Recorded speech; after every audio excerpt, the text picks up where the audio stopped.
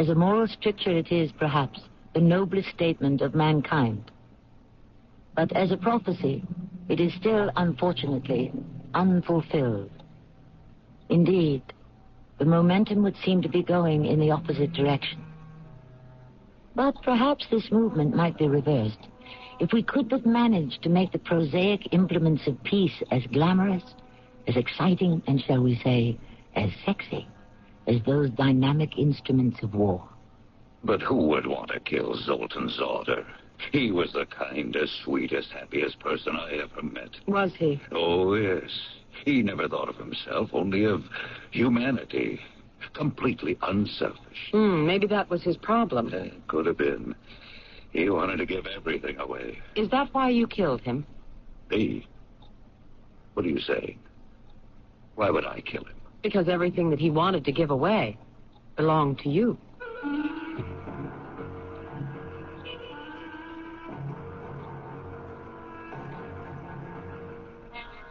Our mystery drama, Formula Z, The Protector, was written especially for the Mystery Theater by Sam Dan and stars Patricia Elliott. I'll be back shortly with Act One. Avoid paying outrageous prices for out-of-season produce next winter by preserving fresh summer fruits and vegetables now with canning supplies from True Value hardware stores.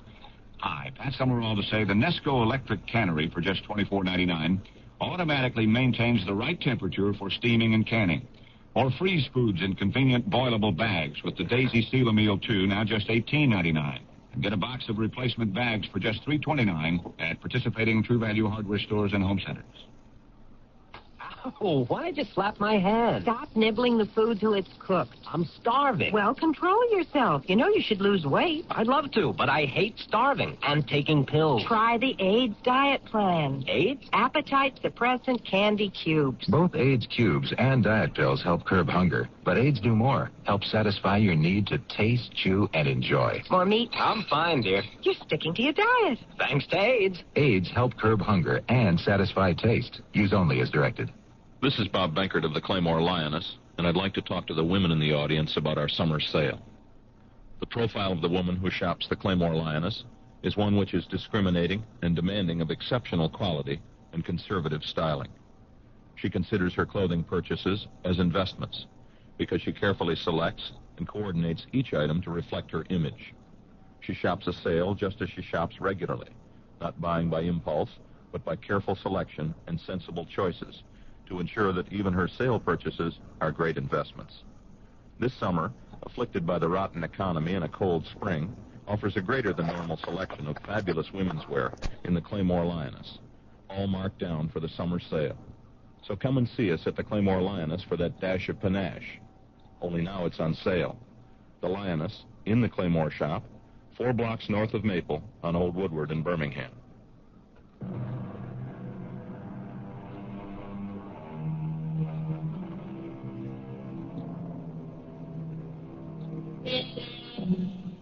At 75, Wally Shagrew is still active and vigorous. Many years ago, he had retired from the police department after a long and honorable career. Because he feels he must be productive, he has taken a job as a night watchman in a paint factory. Popular, well-liked Wally Shagrew is 75, but he'll never see 76. Wally Shagrew doesn't know it, but he has less than 1 minute to live. It is midnight of a February morning. The snow, which had been falling earlier, has stopped. But it is freezing cold. Wally, who has just checked out the doors in the factory area, heads for the laboratory to make himself a steaming hot cup of coffee. As he opens the door to the lab, he sees 2 men. But before he can say a word...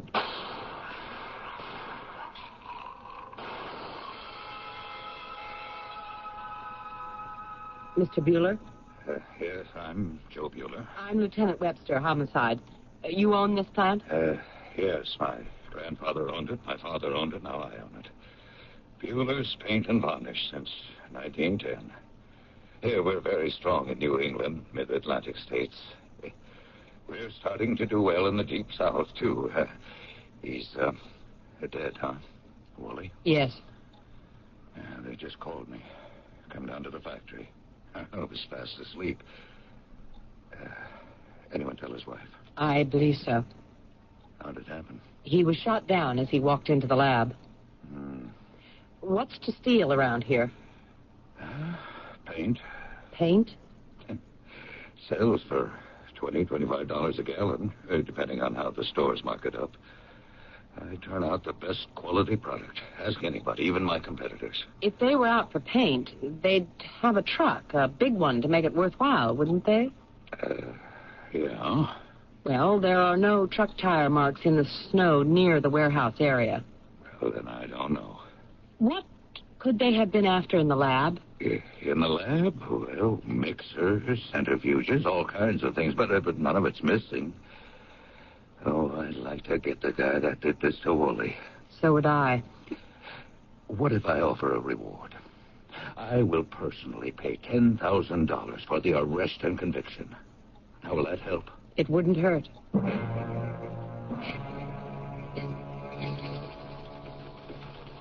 Wally Shagrew. Did you know him, Loretta? No, he was before my time, Captain. Yeah, he was a good cop. Everybody loved him, even most of the hoods he brought in. What have we got so far, Captain? Well, we know he stopped 4 slugs, 2 9mm, 2 30 calibers. 2 guns, 2 killers. That I already figured out. Oh, how? They got in through the laboratory window. I could see 2 sets of footprints in the snow. They led all the way to the end of the block where a car had been parked.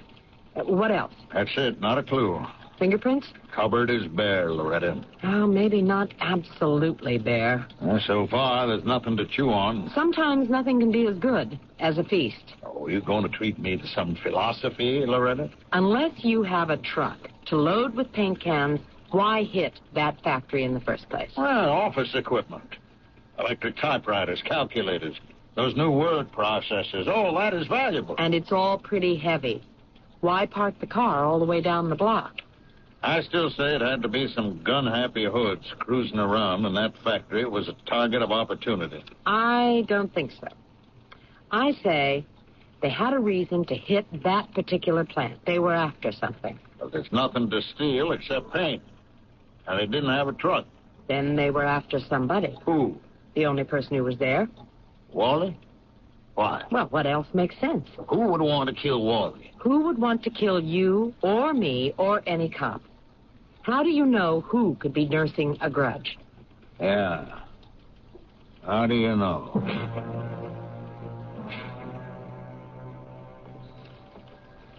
Lieutenant Webster? Yes?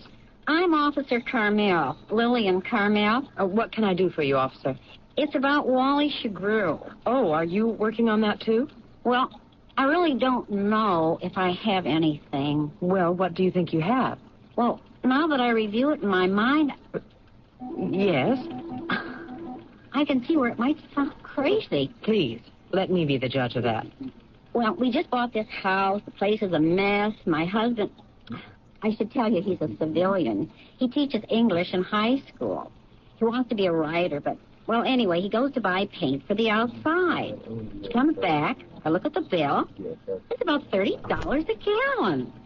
He has said to him, "What'd you buy there, gold?" He says to me, "Nope, but I just might have solved your murder for you. Look at the name on the can." Do you know what that name was, Lieutenant? I would imagine Bueller Paint and Varnish Company. It is the most expensive exterior paint you can buy. How does that solve the case? My husband asked, "Why does it cost so much?" And the paint store man said, "Because nothing else can protect the outside like this one does. And Bueller will make a fortune with it because it's their own secret formula." So my husband says to me, Wally Shagrew was murdered in the lab. That's where they keep the formula. The killers must have broken in there to steal it. I don't know, Lieutenant. Is it crazy? Oh, yes, we call it Bueller's Exclusive Formula Z, the Protector. Here, what do you think of that name? Well, I suppose it's all right, Mr. Bueller. Is it really a secret formula? It sure is. Why is it so good? Well, now, you take a house with a wood exterior, right? This material seals it like a drum and still lets it breathe. Who'd want to steal that formula? Who would want to steal the formula? I don't know. Who would like to steal it? Well, now, that's another story. Let me hear it. This thing took the whole industry by surprise. It'll be worth millions. So naturally, everyone would like to have it. But I'm the only one that's got it. This secret formula, where is it kept? Would it be in a safe? That's what the crooks could have figured. But no, it's in a computer. You can keep it in a computer? Oh, it's got a special programming code. And who knows it? Just me. Did you invent the formula? Me? Oh, no. Who did? My chemist. Then he knows it, too. He's dead. Dead? When did he die? Oh, had to be 2 months ago, yes. Yes, that's right. How did he die? Oh. Actually, he was killed. By whom? Well, you know more about that than I would. He was mugged. They never caught I guess you call them the perpetrators. What was his name? Zauder. Zoltan Zauder.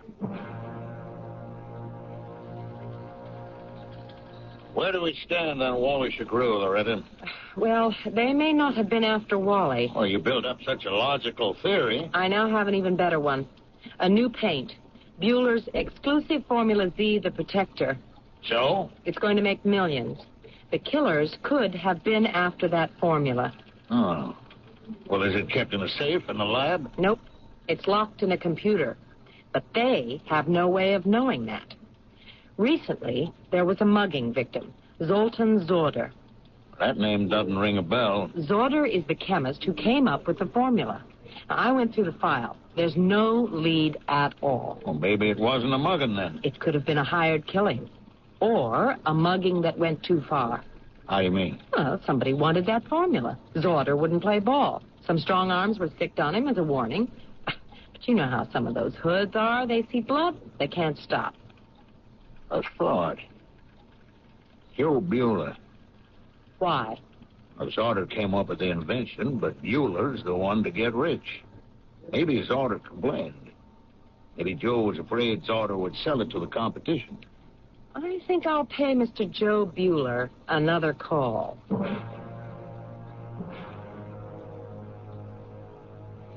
There's a new approach, Mr. Bueller. Suppose that it wasn't a mugging. Oh, then what was it? A bought and paid for murder. Who'd want to have Zoltan murdered? You might. Me? Why? You could be afraid he'd sell the formula. He'd be crazy to do that. Why?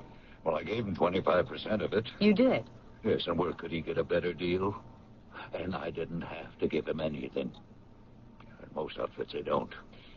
Can you prove you gave him a share in it? I can have my attorney show you the contract. Tell me about Zoltan Zauder. Where was he from? Oh, one of those countries in Middle Europe. Didn't like to talk about it.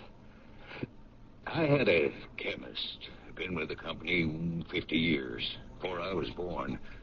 And my grandfather hired him. He finally died. I advertised for a new one. Zoltan Zauder showed up.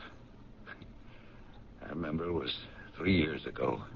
He walked in here, sat down in that chair you're sitting in. I looked through his application.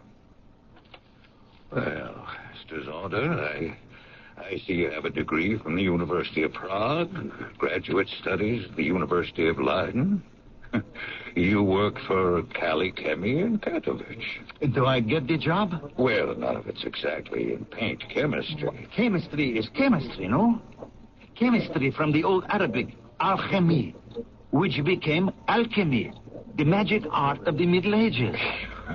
I'm not looking for a magician. Yes, you are. You are looking for the magic formula that will suddenly make every other paint on the market obsolete. There's no such magic formula. But there is. Even if there were, in a year, 2 years, 3 at the most, the competition can crack it, and everybody's got it. But you have a head start. A year, 2 years. And when they discover the secret, we shall have created another. I would not labor for just any paint factory. No? I have chosen yours because you need me. I need you. You are old-fashioned. Your product is the same as the one made by your father and his father. Well, if it was good enough for them... But it is not good enough for you, or for these dynamic times. Let me transform you into a modern company, a great and rich enterprise. Let me transform Bueller Paint into the world's greatest factory. And what makes you think you can do that? I will do it, if it kills me.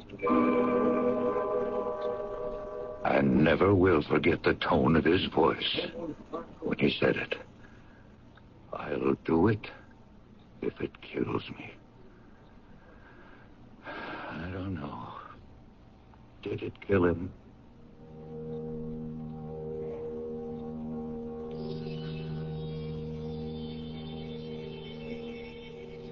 The fact is, he was killed.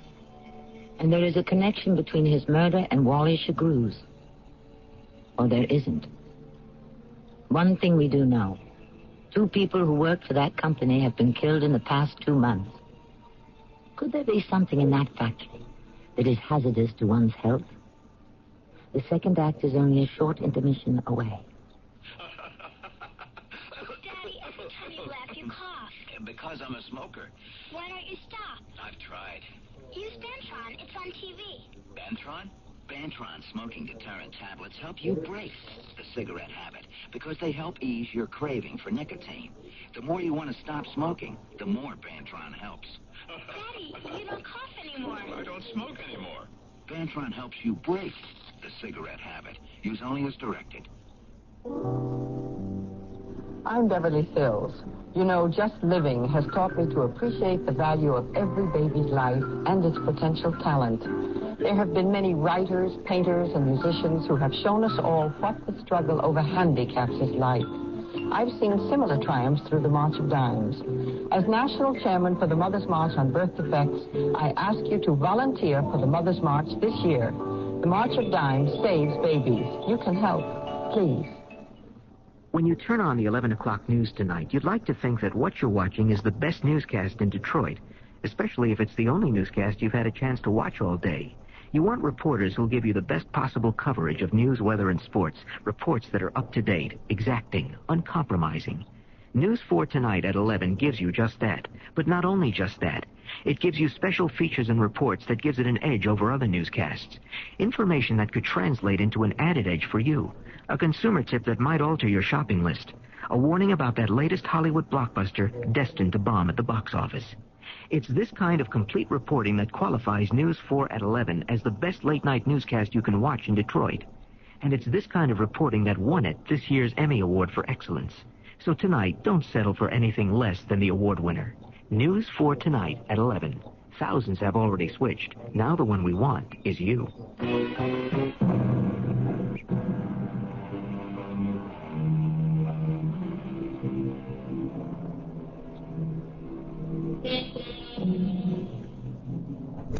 In the old days, the rich and the powerful owned lands. They also owned the lives of the people who worked them. When one rich man wanted to take his neighbor's land, he armed his people, and they would try to take it by force. Today, our powerful people own businesses and factories. They still fight with other powerful people who own other factories and businesses. But it's no longer a bloody, pitched battle, although there can be a certain amount of bloodshed behind the scenes. Yes, Lieutenant, he transformed this company.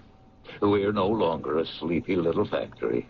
We are now a force to be reckoned with in the industry. So, Zoltan's order was good for Bueller Paint. Well, that remains to be seen. Why? You're going to make millions. I don't get to spend much time at home anymore. I know that sounds dumb. All right, we'll see what happens. One thing I know, I was very good to him. I gave him a piece of the action. And I'm even good to him now when he's dead. In what way? Well, I give his wife a pension every month, even though he didn't work here long enough to qualify for one. She's not even his wife. Well, then, what is she? No, I don't know. These days, people don't go in for marriages. They have meaningful relationships. Hey, now you tell me what that means. Who is this woman? Zelda. Zelda who? Zelda... Oh, let me think. Oh, wait, the bookkeeper would know. He sends her the check every week. And she's the woman he lived with? Myrov. Yeah, that's her name. It just came to me. Zelda Myrov. Miss Myrov, who would have wanted to murder Zoltan? Who? Your police were here 2 months ago. They asked the same question. Do you have the same answer? I told them I don't know. I tell you I don't know. Why do you keep asking? It's the only way we can learn. Learn? Learn what?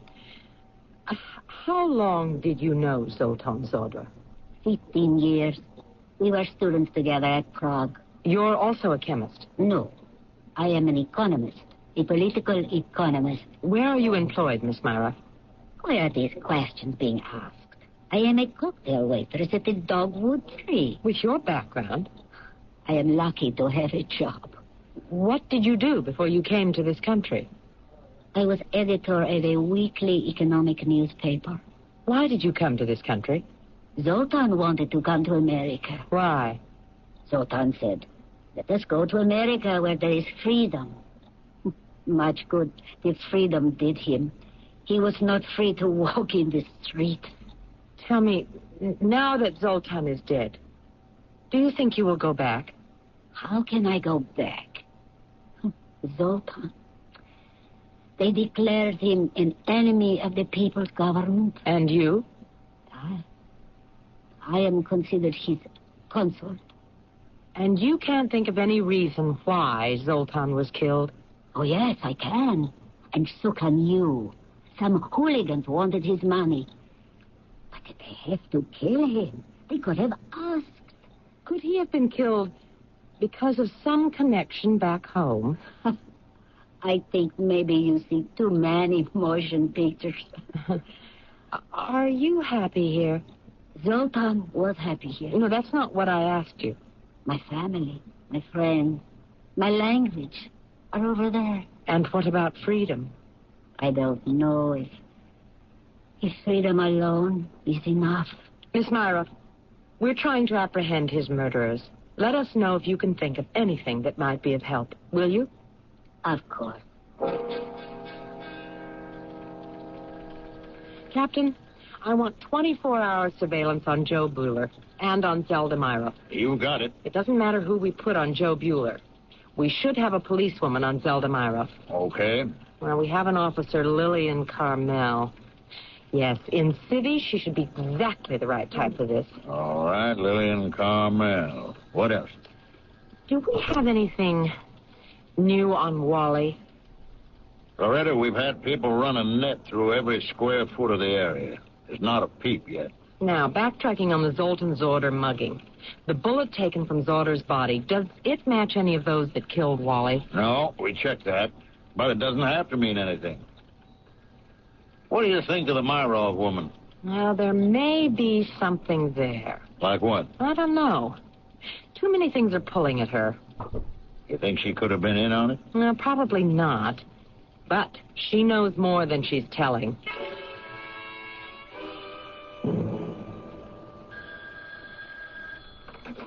Lieutenant Webster. Oh, sure. Have her come in, please.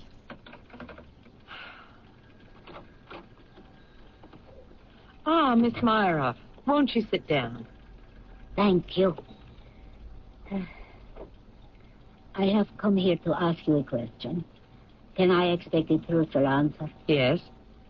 Why am I being followed? Are you sure you're being followed? That is not an answer. Well, who do you think is following you? A blonde-haired girl with blue eyes, perhaps 27 years old. A policewoman. Are you sure she's a policewoman? She is wearing civilian clothes. Oh, no matter. In my country, we learn to recognize policemen almost from the cradle. Well, she's very good. I would not like to have this make a black mark against her. She could fool 99% out of 100, but I am an expert. Obviously. You have not answered my question. Yes, she is watching you. Why? Well, among other things, for your own protection. Why do I need protection? Well, your husband, that is to say, your companion, was murdered. What does that have to do with me? Your life may also be in danger. And what are the other reasons? Well, you may know more than you're telling us. You suspect me. You could be involved. In that case, why you do not have me arrested? Well, things don't work that way in this country. Are you sorry? No, not at all. I think that's the way it should be. Why are you so antagonistic? Because you are the police. Oh, I am not the police. I'm a homicide detective. I'm involved with 2 murders, which may be connected. I don't know what your experience has been with the police, where you come from, but really, things are quite different here. To begin with, you don't even have to answer my questions. You have asked me who would want to kill Zoltan. Yes? Why you do not ask Mr. Joe Bueller? Why should I ask him? How do we know he did not kill Zoltan? Joe Bueller killed Zoltan. Oh, Joe Bueller has paid hooligans to kill Zoltan. Will you ask him? Yes. But before I ask him, let me ask you, why would he pay to have Zoltan murdered? Because they have had a big fight. When? Just before Zoltan died. About what? I cannot say. I came home. I saw Joe Bueller's automobile outside. I went into the house. I could hear them. It was a very loud quarrel. Are you mad, Zoltan? No, Joseph. I am completely sane. But why? Believe me, Joseph. Do not ask me why. I have the right to know why. It's my paint. It is also my paint. Oh, be reasonable. Trust me. Oh, Zelda. And what is this about, this argument? Nothing. Nothing at all. It is just a difference of opinion between Mr. Bueller and me. Zoltan, what are you hiding from me? I said it is nothing. That isn't true. This is not the concern of a woman. Zoltan, we'll talk about this at the plant tomorrow. Maybe after a good night's sleep, you'll see things different. We won't have to talk about it at all. Zoltan, what are you keeping from me? Nothing, I tell you. It is nothing. And was it nothing? I don't know what it was. She would not say another word. And you never found out? 2 days later, he was dead. Yes, this was a strong argument he was having with Mr. Bueller. Very strong, very loud, very angry. I don't remember ever having an argument with Zoltan. Who said I had arguments with him? Zelda Myrov. Zelda? She said she came home one afternoon and you were at the house having an argument about... No, it's just a difference of opinion. According to Zelda, it was very loud and very angry. Zoltan was a pretty emotional guy. Now, I may strike you as easygoing, but when it comes to business, I've been known to blow my top. And what did you blow your top about this time? Well, to tell you the truth, I don't even remember. You said to Zoltan, I have the right to know, after all, it's my paint. I said that? Yes, you said that.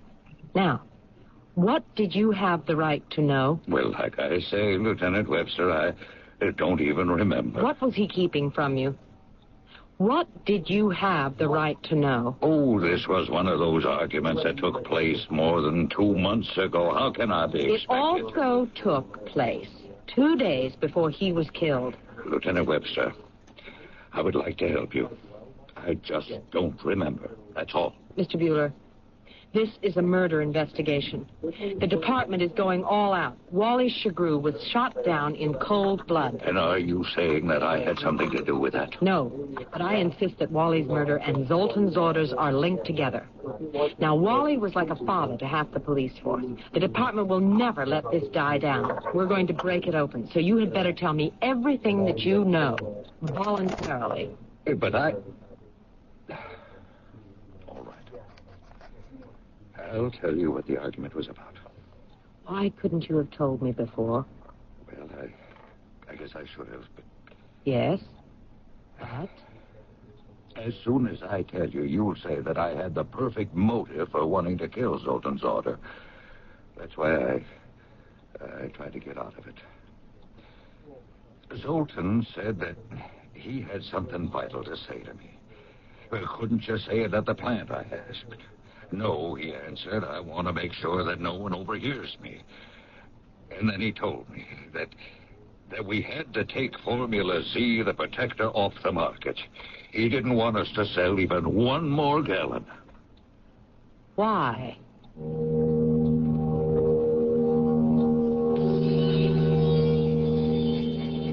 Why, indeed.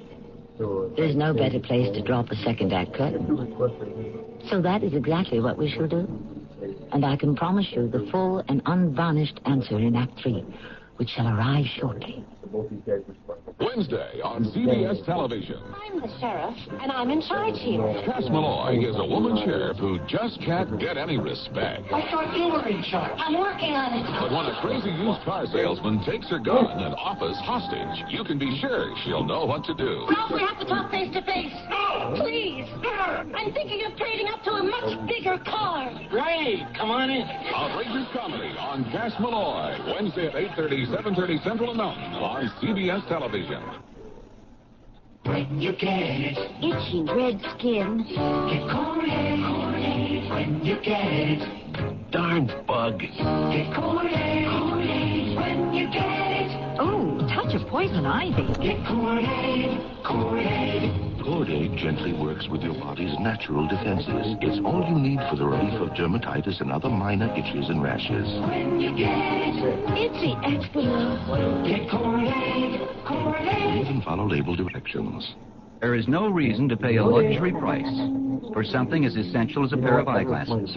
And the Eyeglass Factory will prove that to you. They have almost 2,000 different eyeglass frames in stock. It's the largest selection in the Midwest. In addition to the selection, savings of 30 to 50% below what you've been paying at optometric centers. Complete eye examinations, discounts for senior citizens, complete repair service, the major vision insurance plans accepted.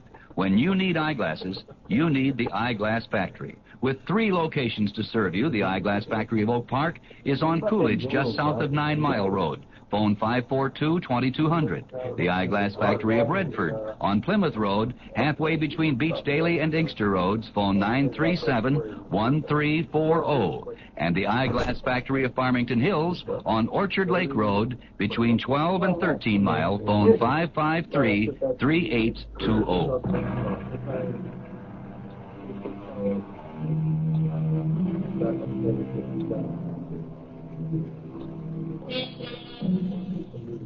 Stick with me and you'll make millions. That was what chemist Zoltan Zotter said to his employer, Joe Bueller. And unlike the overwhelming majority of such promises, this one is on the verge of coming true. So what's the problem? The problem is, or was, that suddenly Zoltan Zotter said to Joe Bueller, in effect, we really don't want to make all those millions, do we? It does seem to me the differences of opinion of this kind could easily lead to murder. Here we have a gold mine. It was like having a license to print money. Check the stores. That paint just walks off the shelves. And he wanted you to stop selling it, just like that. Just like that. Sure. You had a right to an explanation. You would think so, wouldn't you? But there was no arguing with him.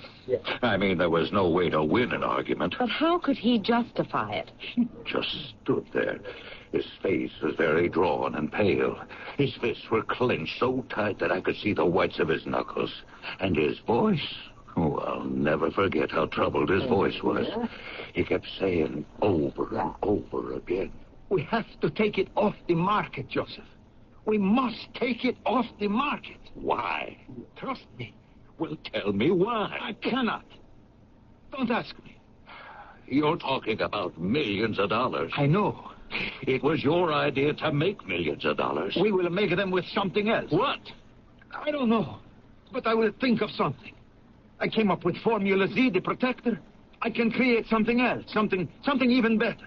I am sure to have another great idea. You already had your great idea, Formula Z. Joe, I insist. Are you mad? No, I am sane. But why? Do not ask me why. It's my pain. It is also my pain. Don't be reasonable. Trust me.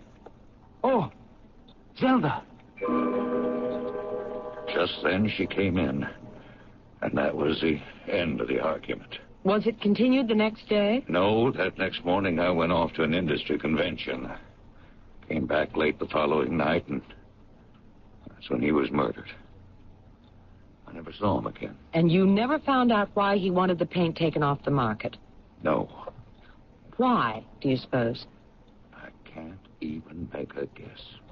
Tell me, could there be something dangerous in that paint? Well, now, that was my first thought. I figured maybe he was being idealistic. Although, if there was something harmful to people or the environment, I'd be the first to say scrap it. But could there be something hazardous in the paint? This stuff gets lots of tests before we put it out. And some of the consumer magazines we advertise in, they run it through their labs to okay it from that angle. Then why? You think it hasn't been driving me nuts?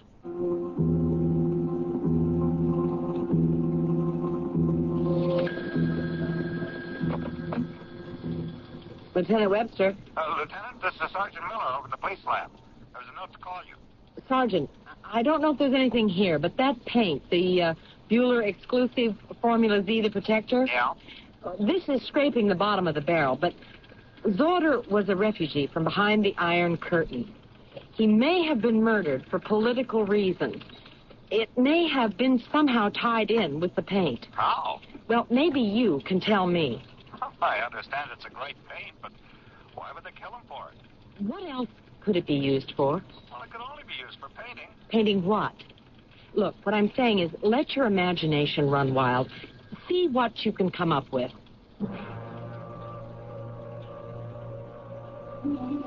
Already, we never had so many people working so hard to crack a case. We've never had so little to show for it. Captain, I get this feeling that we may never have anything to show for it. You mean you don't think we'll ever find the killer? We may find him or her, but it may not do us any good. Why? Why do you say that? Well, I don't know. I just have this hunch that this thing is going to be too big for us. There may be an international aspect to these murders that can take it out of our hands. Again, I ask you why. Again, I can only answer. It's a hunch. Okay. Could we assume that Joe Bueller killed Zorder? I would be inclined to suspect him, except for one thing. Wally Shagrew. What motive would Joe have for going there in the middle of the night to murder Wally? And since there were two guns, who was in it with him? Zelda Myro? Why? She's the only other name we have. You're still operating on the theory that the killings are interconnected. Well, does any other theory make sense? Somebody wanted something from Zorder, or they wanted him to do something. He balked, they killed him. Why kill Wally, too? Well, evidently they didn't get what they wanted. It being the formula. They went to the lab. Wally just happened to be there. I wish this was one of those cop movies. Why? So I could go home and forget it. Besides, in all those pictures, the killer always leaves a loose end or a clue. I know. And our killers didn't oblige us at all. Lieutenant Webster?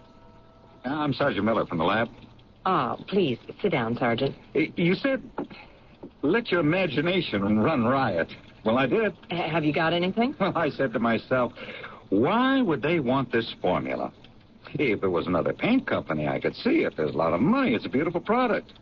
But you said, do the intrigue bit. And where did that take you? Well, I found out what it could be used for. Yes?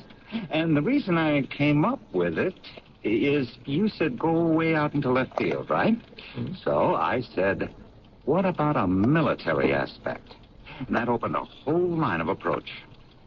How could paint be useful? Well, for one thing, in avoiding detection for aircraft or missiles. How? Well, you see, the trick is to get your attack planes and missiles past the enemy warning systems.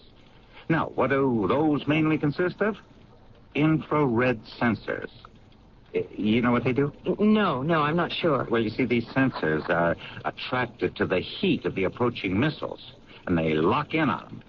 And then you can shoot them down. Oh, I understand. But there is an ingredient in this paint that repels those sensing devices, those locking devices. What? I don't know. Maybe it's something that take a long time to identify, or maybe it's the way the components react to each other. But that paint actually turns back or in some way will not absorb those infrared sensors. Sergeant, it looks like this thing is now bigger than both of us. I would say it's bigger than all of us.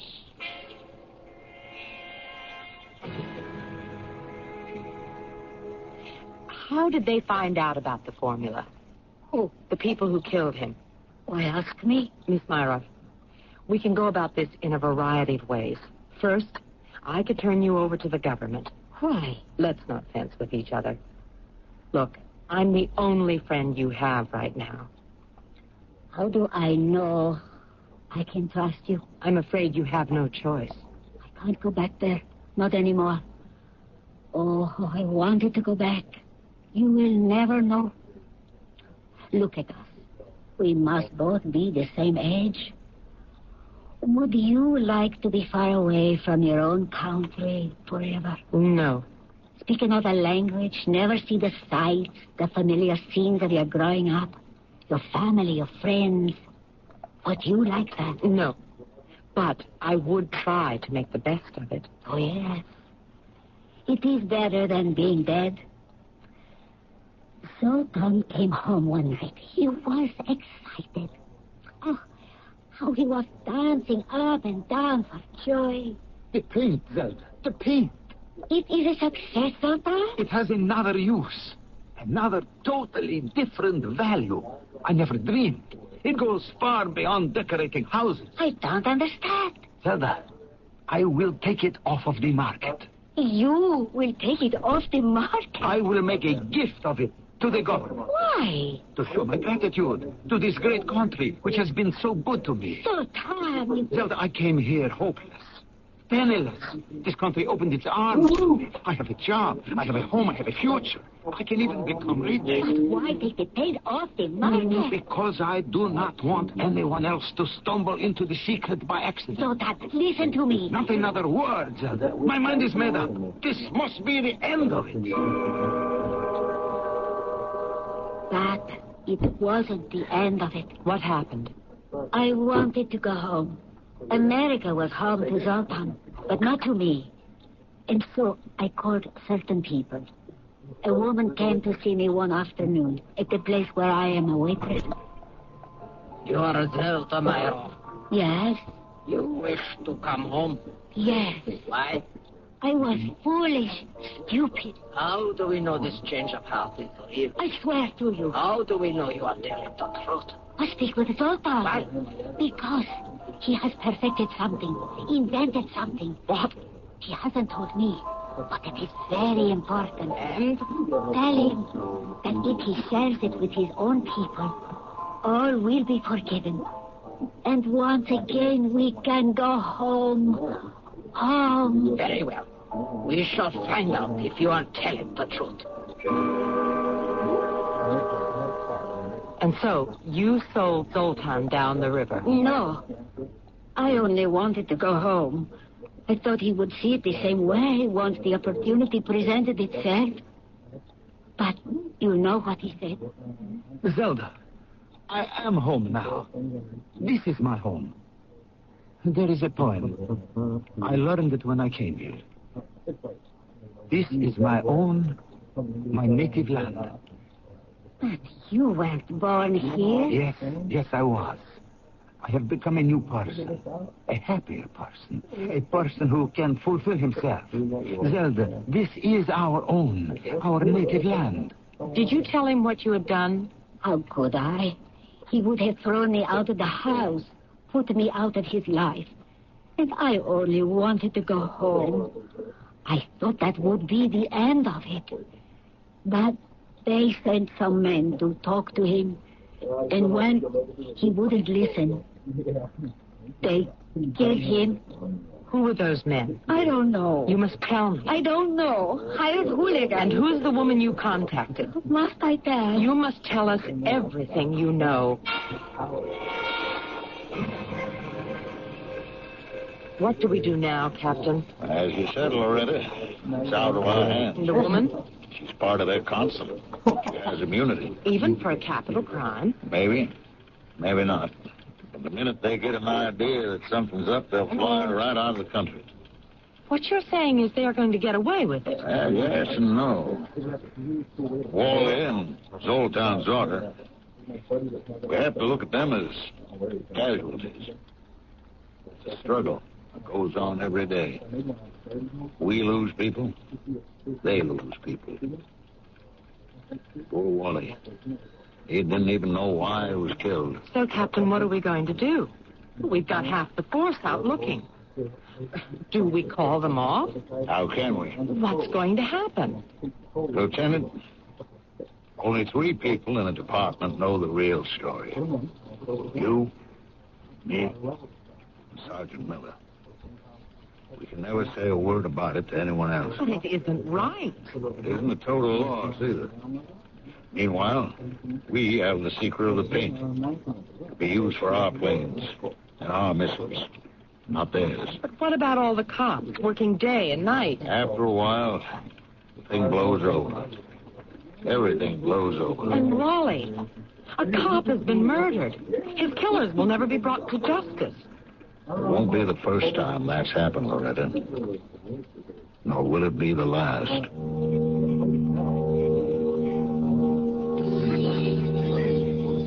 Now, that isn't entirely true. They probably will be brought to justice. Those people work for a very exacting and unforgiving government, and they did botch the job. They will pay for it heavily once they arrive home. I shall arrive again at this exact spot. Thanks, waiter. I've had enough. How can you refuse such great food? To stay thin. Oh, wish I could lose weight and go on a diet. With diet pills, something different. The AIDS diet plan. AIDS, appetite-suppressing candy cubes. Both AIDS cubes and diet pills help curb hunger, but AIDS do more. Help satisfy your need to taste, chew, and enjoy. Say when? So soon? You're eating like a bird. Thanks to AIDS. AIDS help curb hunger and satisfy taste. Use only as directed. One flight and you're out of breath. Smoke, remember? Oh, I wish you'd quit. You know I've tried. Then use Bantron. Bantron smoking deterrent tablets help you break the cigarette habit because they help ease your craving for nicotine. The more you want to stop smoking, the more Bantron helps. Come on, one more lap. The less I smoke, the better I feel. Bantron helps you break the cigarette habit. Use only as directed. If you've been putting money aside, you can almost see inflation eroding its buying power, unless it's earning high interest rates or substantial dividends. And right now, thanks to Dreyfus Liquid Assets, even a small investment can profit from the currently high interest rates with complete cash availability. Think of your Dreyfus Liquid Assets account as an income-earning investment with free checking privileges. Privileges that allow you to pay bills and still earn money till the check's clear. You can even withdraw all or part of your cash by phone. There's never a penalty, never a sales or withdrawal charge. To get all the details, call toll-free 800-228-5000 for a simple no-jargon information booklet and a prospectus including management fee, charges, and expenses. Find out how Dreyfus Liquid Assets helps you get the lion's share from today's high interest rates. Read the prospectus carefully before you invest. 800-228-5000. No charge for the call. 800-228-5000. Call now.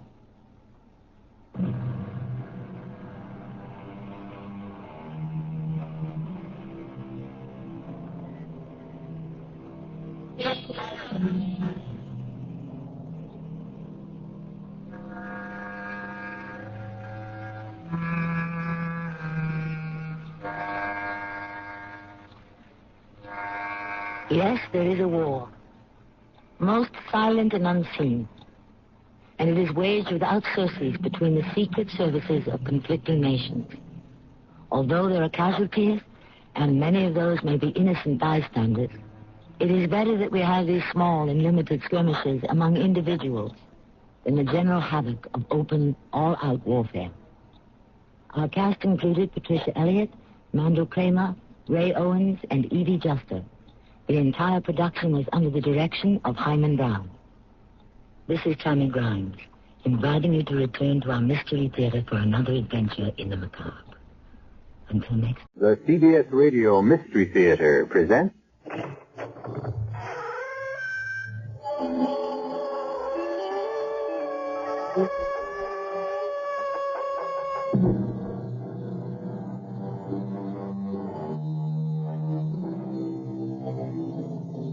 Come in. Welcome. I'm E.G. Marshall. Welcome to Mystery and Tragedy. And the one redeeming feature of disaster. It seems to bring out the best in the survivors. It all began, or did it end, with the reunion of an old lady and the last of her relatives, a granddaughter she hadn't seen since childhood. A place? Stratfield's busiest department store, Mayberry's. The time, 13 minutes after 1 o'clock. If you're superstitious, you could read that in Army or European time. 13:13. By coincidence, that's when it happened.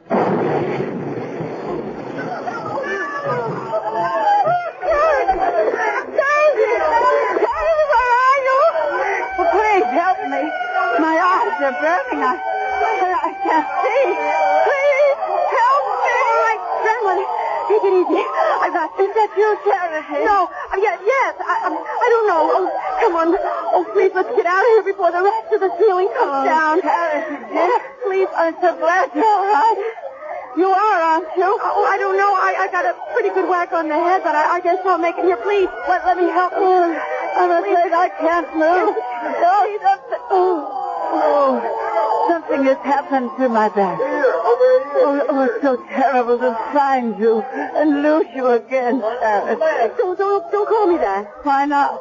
Because you can't see me. You can't tell who I am. But you know who you are, don't you? That's the whole trouble. Ever since I got hit, I don't know who or what I am.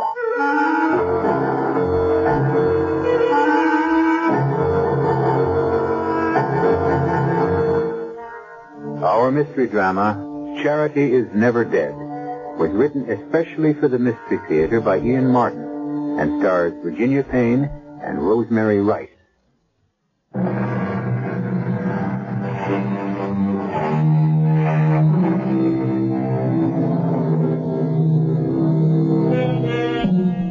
Within half an hour after the accident at the department store, Stratford Community Hospital is a temporary shambles.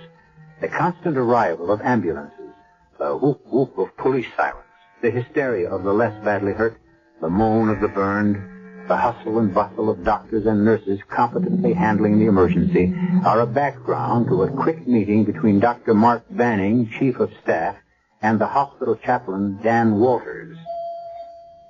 Any injured, Doctor? Enough. Too many killed. Telephone service is restored. We won't know how many. Excuse me, Dan, nurse? Expect upwards of 100 casualties. Refer all ambulance to Dr. Fleming. Free out to go to staff lounge.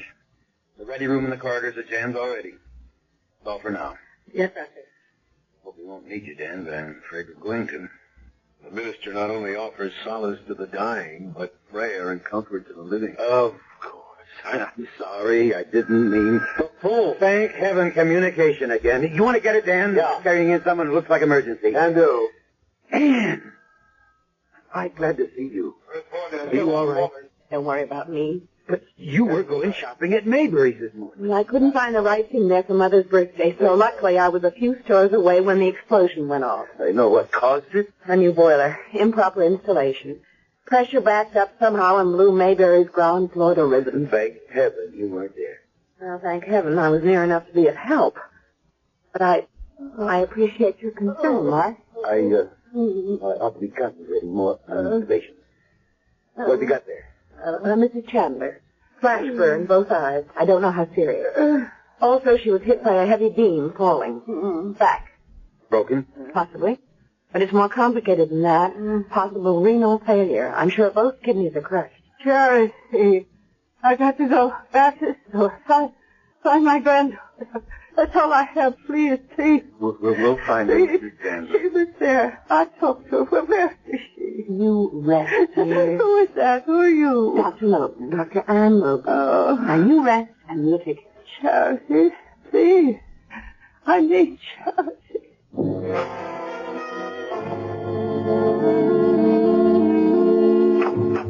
You don't need me in here any longer, Mark. I'm going to run a check on conditions in general. Oh? Can I help you? I don't know. Who were you looking for? I don't really know. Somebody? Anybody? No. No, somebody. How did you get up on this floor? Here? Oh, well, the stairs. I was looking for... I thought I might find somebody who belonged to me. Were you in the explosion at the store? Was I? Try to remember. Did the police bring you here to the hospital? Yes. The ambulance took the old lady, and I came in the squad car. Were you hurt? Oh, just my head, a bump. Oh, let me see. Did anyone examine you? Well, an intern looked at me and asked me to wait, only I couldn't, you see. Why not? Well, because I had to find somebody. I didn't remember who. Well, where to begin? Except with this. Well, what is it? Just a piece of paper, like from a phone pad with a number. 380. What do you think it means? A room, maybe? There's no such room number in this hospital. Oh, I thought maybe it might be the old ladies. What old lady? Well, just someone I met after... What did they for? I don't know. What was the old lady's name? I don't know. What is your name? But that's the whole trouble, don't you see? I don't know that either. When you were examined, didn't they ask your name? Yes. And? I didn't have a name to give them. I thought if I just sat still for a while, the shock would wear off. And then, don't worry, it'll all come back. I'm Dr. Logan, and I'll see you a little later. You have amnesia. You'll have to have a thorough examination to make sure there's no concussion. Well, I really thought I was all right. But I guess I'm not. We'll find out why and fix it.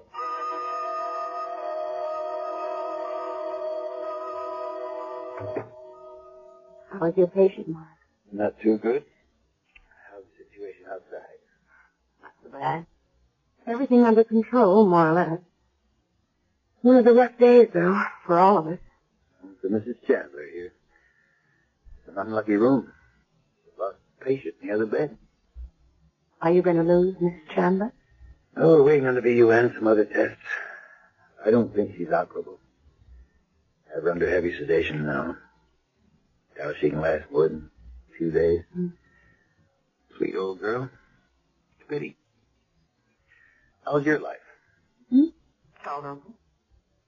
Until I can get you to think at least the same of me. A pity?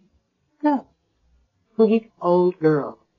You can drop the old. Oh, come on, Anne. Now, you know my philosophy. Doctors don't mess around with lady doctors. We're exposed to enough communicable diseases as it is. It isn't my degree you're afraid of, Doctor. It's my sex. Once bitten... She's also now successfully divorced and remarried. This is hardly the time for personal problems. I'd better check on how the rest of it's going. You can start with a patient I have outside. An amnesia case I found wandering around the hall. Retro or interrograde? Retro. No memory of anything before the accident. Any physical injuries? Well, I haven't had a real chance to examine her. Supposedly, she was checked when she was brought in. And all the commotion, can't be sure. Bring her in here. Let's examine her here.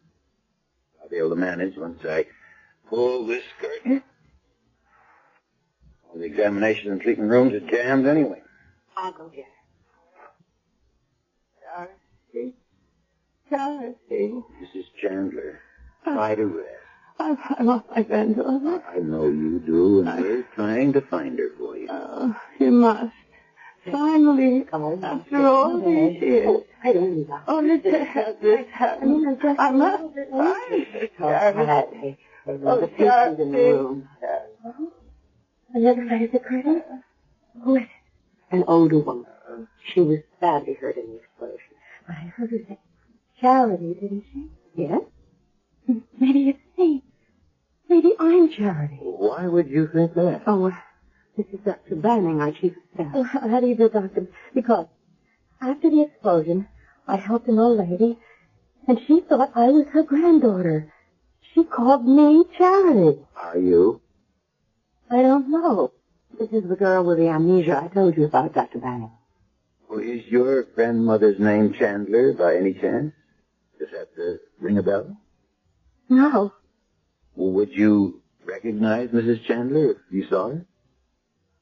I don't think so. No, I mean the old lady you helped after the accident. Oh, yes, I would know her. I think I would. Now, let's try. Quietly. She's deeply sedated now, and I don't want to wake her. Can you walk all right? Oh, sure.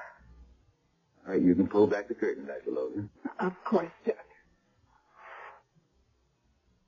Well? Yes. Yes, that's the old lady I helped in the store. Well, is she your grandmother? Do you remember her? I can't remember anything before that bomb went off. How do you expect me to remember her? Now cross your left leg over your right, please. Oh.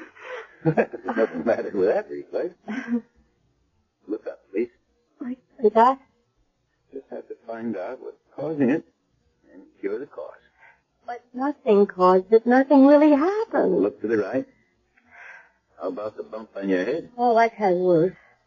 But how do you know nothing happened? The left, please. What do you mean? If you don't remember.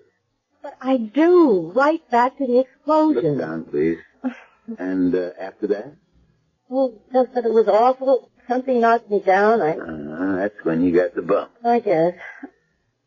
What were you doing in Maybury store?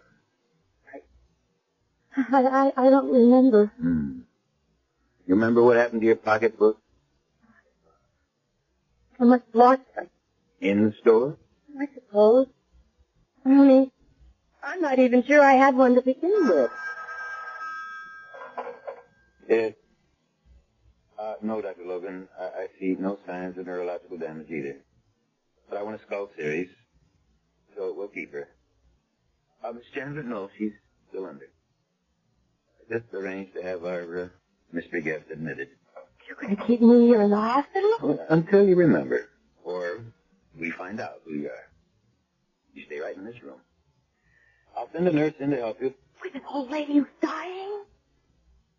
You're lucky the bed's available. And when you get into it, stay put, young lady.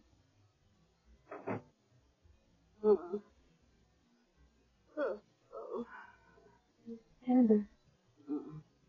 Mrs. Chandler? Are you all right? Charity, I want Charity. I'll get it, Doctor. No. Give me your hand. Don't you know that all I want is you, dear? Just hold my hand, Charity. That's all I need or ask.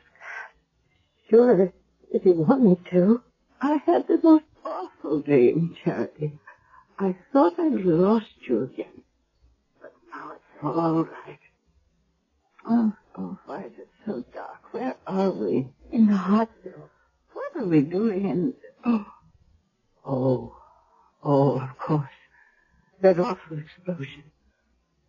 Are you all right, Charity? Me? I'm fine. But your eyes are all bandaged. You can't see me. Maybe I'm not Charity, and you're making a mistake. Oh, don't be silly, my dear child. Don't you think I know my own granddaughter?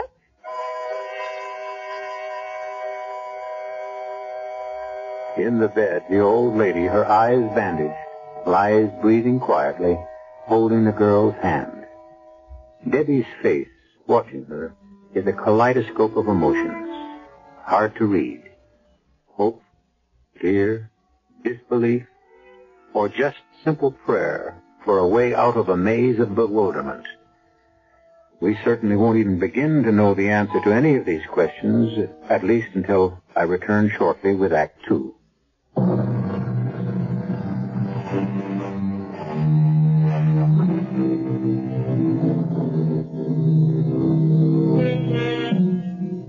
By the end of the afternoon, the chaos that once was the main floor of Maybury's store has been partially restored. The police and fire departments have made their reports, and an army of workmen are busy boarding up windows and beginning repairs. The emergency is over, except for what human misery it has left in its trail. Reverend Dan Walters has made a personal trip to the store, to the police, and to fire headquarters to collate all the information and bring it to Dr. Mark Banning. 151 casualties also. Everyone accounted for? With 2 exceptions.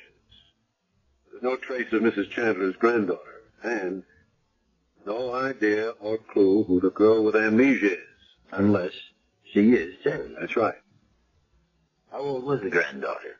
According to neighbors the police contacted, somewhere in her middle 20s. Any pictures? Quite a few, all taken over 10 years ago. Mrs. Chandler hadn't seen her granddaughter since she was in her early teens. Her mother married a pretty rough guy named Whitman. I don't know what went on, but the kid spent quite a bit of time in a wayward girls' school. She got out, the father had taken off. And I get it, the mother was pretty sick, maybe on drugs. Charity took care of her. What was Miss Amnesia look like in the snatch you saw? See for yourself. Pretty, fair complexion, light hair. And in these 2 color prints, her eyes look brown. Dan, why do you question her identity? I mean, do you think it's just some wild coincidence? I'm not much of a believer in coincidences, Mark. I'd rather go with you and accept Charity at face value. The Lord makes a lot of plans. And one way or another, he just may have blueprinted this one. I just don't understand you, Anne. Meaning she's faking? I don't know. But why no pine, no matter what the occasion? Meeting her grandmother after all these years, no recognition. Most of all, I guess I don't think the girl herself believes she's Charity. Well, Dan thinks after talking to her earlier, she's ready to accept that fact.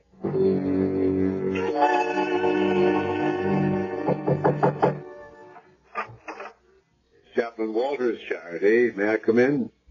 Of course. I see you're comfortably set. Well, set anyway. Dr. Banning has told me how kind you've been to your grandmother. Don't say that. Why not? Aren't you her friend? I don't know. She says I am. I wish I could be sure. Right now, I'm just sorry for her. How do you feel? Miserable. And afraid. Why can't I remember who I am, Chaplain? Perhaps you don't want to remember. Have they located her granddaughter yet? No. Everyone apparently accounted for. No sign of her. Do you think if it isn't me, that it might have been someone who died in the explosion? That's about the way it stacks up. We should know by morning. Now I'll say good night. I hope you are Charity. You could make her last days very happy if you bring her truth and love. Good night.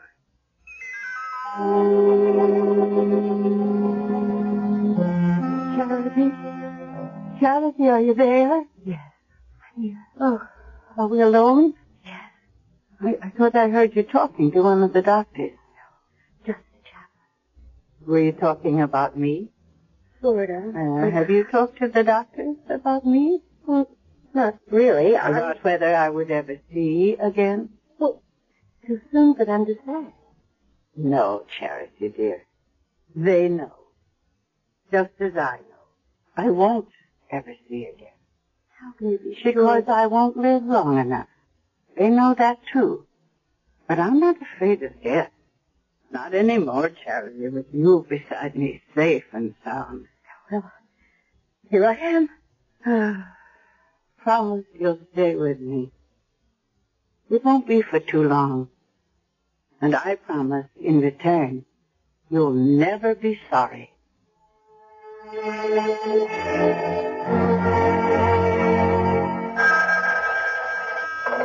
Dr. Banning, yes.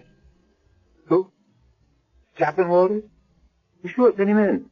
Oh, and nurse, put a page on Dr. Logan if she's in the hospital. Ask her to come to my office. Hi, Dan. Find the perch. Oh, what's on your mind? I spent most of the night at Mayberry. I didn't find anything at the fire sale that did anything for me, but I turned up some evidence, like this. Pocketbook with a wallet inside it. And inside the wallet, this picture. Oh, that's Mrs. Chandler. So this must belong to her granddaughter. There's additional evidence. You remember her granddaughter came in by bus yesterday at 1. Proof, item, 1 ticket stub made out to a charity whip. So our Miss Amnesia must have dropped her pocketbook in the excitement. Well, we're out of the woods. She is charity. That would make it all so nice and simple, Mark, but it just doesn't wash. The bag with the wallet in it was clutched in the hand of a young woman they just dug out dead in the debris. I'm afraid Charity Chandler is dead.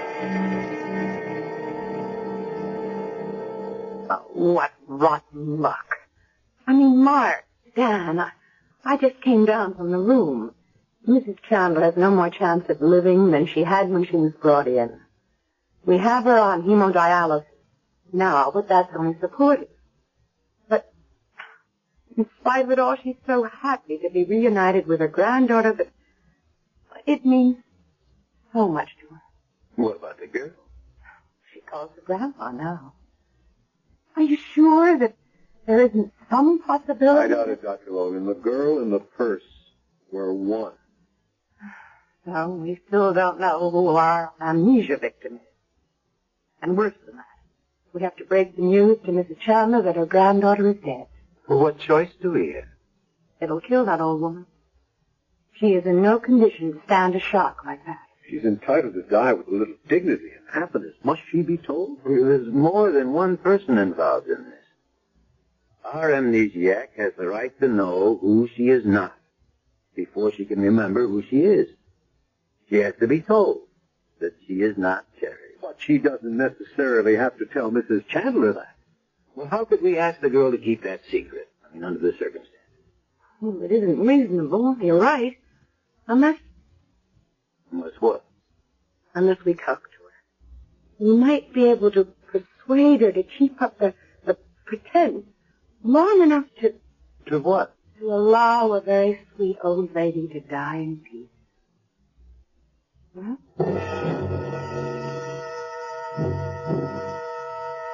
You wanted to see me, Chaplain? Yes. Forgive me for not coming up to your room. No, I'll close the door. Hello, Dr. Logan. Won't you sit down? I hope I won't be awake too long. I don't like leaving Grandma alone. Grandma? Yes? I've made up my mind. Or rather, she has for me. That you are Charity Whitman? If I'm not, then you tell me who else I am. I'm sorry. I wish I could. I can't.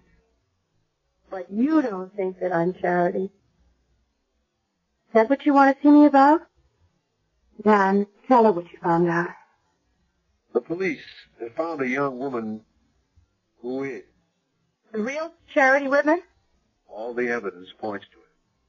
Oh, and that makes me nobody again. Where is she? Dead. Killed in the explosion. It's all right. Go ahead. Cry. Oh, not for myself. Only for that dear old lady upstairs. I'm sorry. I didn't mean to go to pieces. You didn't. And I lied some. It is for Mrs. Chandler. But it's for me, too. You see, I actually was beginning to think I really was Charity. Oh, that's because you wanted so much to be somebody again. It's so awful to have no roots and no memories, to live in a vacuum. So alone. Well, there's always someone worse off. Think of Mrs. Chandler. How alone she'll be when she learns the truth. Well, you're not going to tell her. What else can we do? You'll break her heart. You'll kill her. Under the circumstances, we can't ask you to keep on pretending. Why not? If she still thinks I'm Charity, at least she'd have a few days of happiness left. Do you think you could bring it off? Why not? I've done it so far. Because you thought you might be. Now it's deliberate deception. And I'm not sure that Dr. Banning would agree to it. Why wouldn't he? Many reasons. One is, you might remember any moment who you really are, my dear. You. My dear. It's a terrible thing not to have a name to be called by.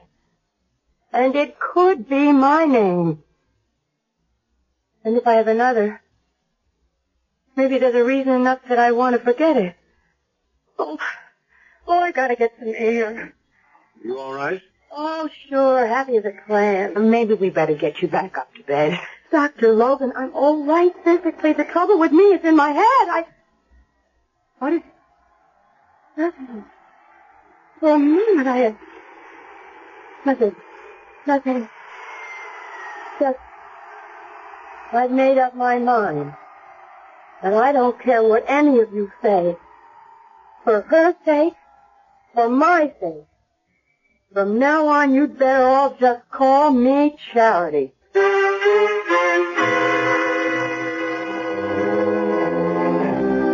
And again, we are left tantalizingly on the horns of a dilemma. Was there something about that plane that jogged a girl's memory? Is her decision to become Charity Whitman an altruistic one? Or has she some deeper motives than kindness and compassion? Who is this girl who doesn't know herself?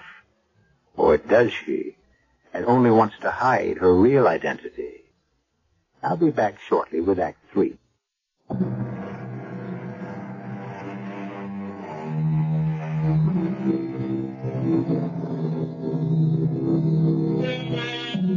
It's another day, scrubbed bright with clean sunlight. A day for surfing, or sailing, or climbing a gentle mountain, or just lying lazily in a field and watching the sky. For most people, that is. For the 5 people in our story, and in Stratfield Community Hospital, it's to be a very different day. A day of sadness, suspicion, and dilemma. Mrs. Chandler is mercifully asleep. Death not very far away now. Charity and the chaplain are walking in the hospital gardens, and Doctors Logan and Banning are huddled in a corner of the cafeteria over morning coffee. Poor Mark. You look so tired this morning. I'm not tired, Ann. I'm worried. About what? Well, about this deception I've agreed to. Our business is healing, not playing with human emotions. You make it sound as though I've been party to something cruel. Well, no, I'm not questioning your motives.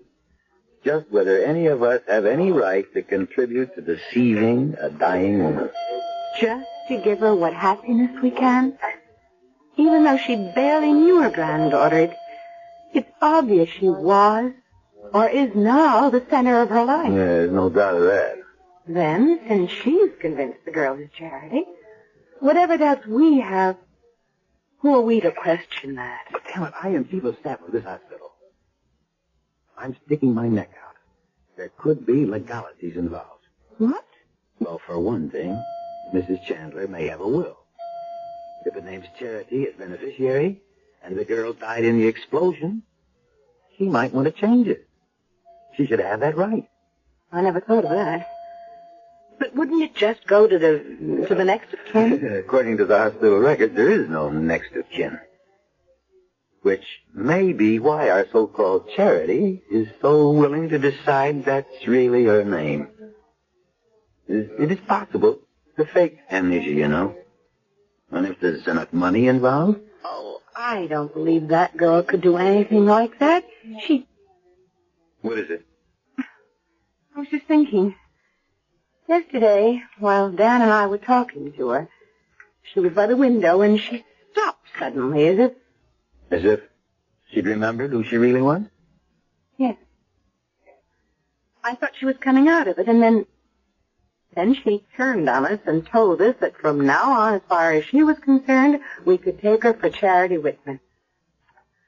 Oh, Mark, I want to believe in her. Don't let this turn out wrong.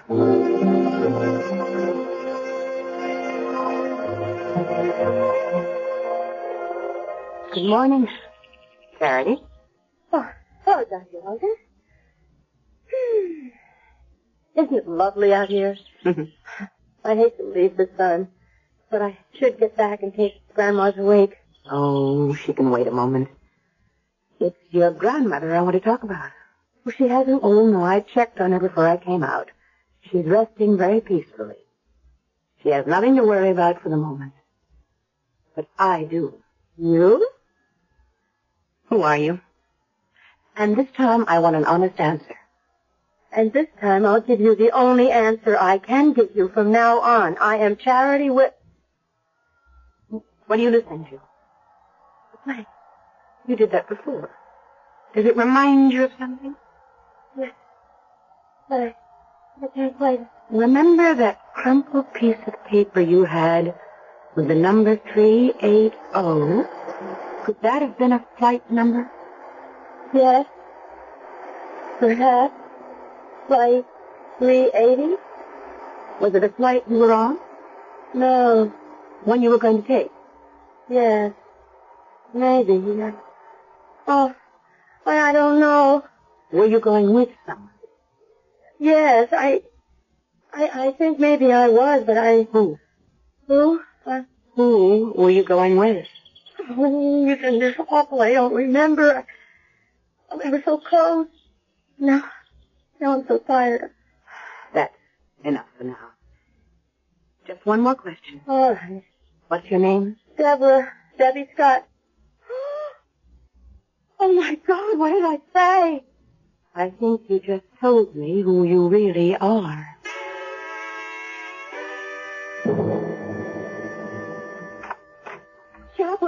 Chaplain, excuse me for bursting in like this, but I need your help. Any I can offer? What? It's all come back. I know who I am. Yes, Dr. Logan informed me. You're Deborah Scott. We're trying to trace now But where... You didn't listen to me. I haven't told Dr. Logan everything. I wanted to talk to you first. I have some problems. As for example? This afternoon, at 3 o'clock, I'm supposed to fly to Mexico City with the man I love. Oh, that isn't a problem. That's happiness. I'm sure there'll be no trouble about the hospital releasing you in time to get your plane. Yes, but then what happens to Mrs. Chandler? What you've already done for her has been wonderful.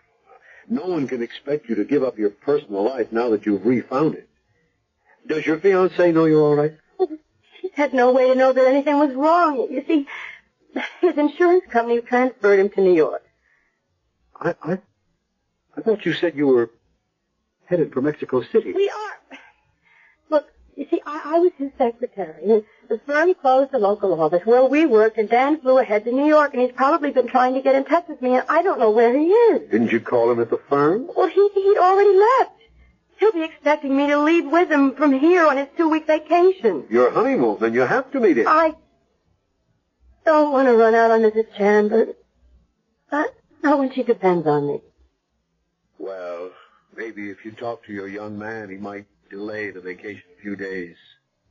Mrs. Chandler hasn't got any longer than that. I don't know if he would. It's since his last vacation for a long time, and he'd probably just go on without me. Without the girl he's going to marry? I didn't say we were going to be married. Oh. My only chance, really, is if I do go with him. But I know him. If I don't turn up at that plane, I'll never see him again. And I love him. How much does he love you? Granted what you say.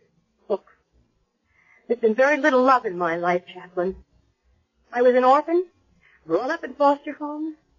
But I'm not her Charity. I'm Debbie Scott. I know what I'm trying to do for Mrs. Chandler is right. And I guess what I'm doing with Vince is wrong. But I can't be two people. Which am I supposed to be?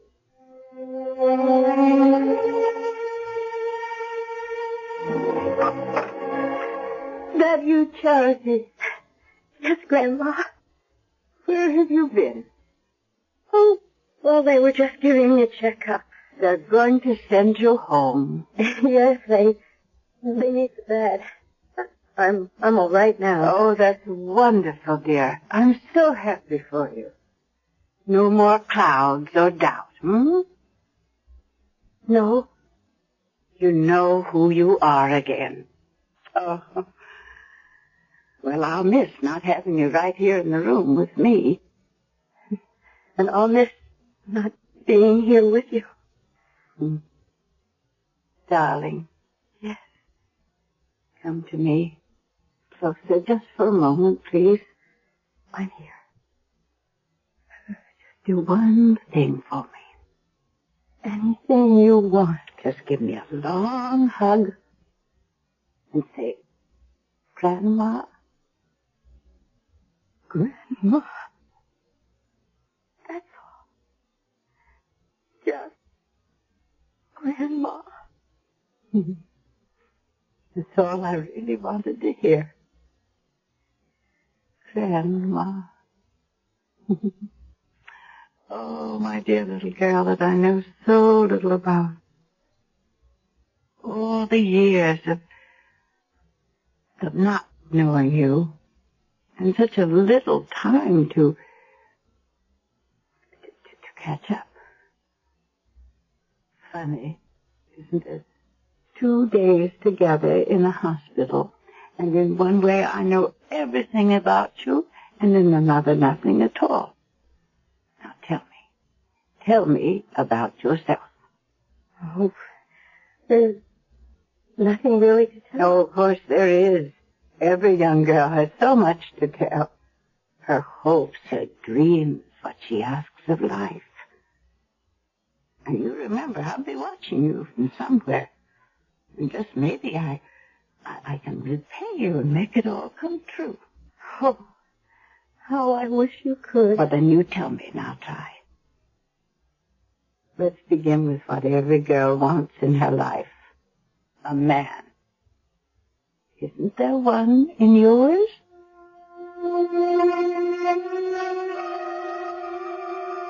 And I don't know why I blurted it all out. Because I asked. It was important. But he doesn't love you enough to ask you to be his wife? Oh, he does. He asked me to be. When was that? Oh, a long time ago. I don't think that it was.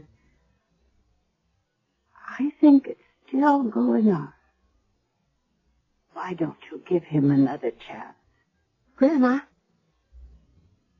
It's been good to hear you call me that. Now, I want the chaplain. First, say goodbye. No, I can't. Of course you can. I only wish that I could ever thank you enough. For what? Everything, my dear. God took my eyes away, but he gave me you instead. I'll never forget you. Goodbye. Whoever you are, or will come to be. Now give me the chaplain.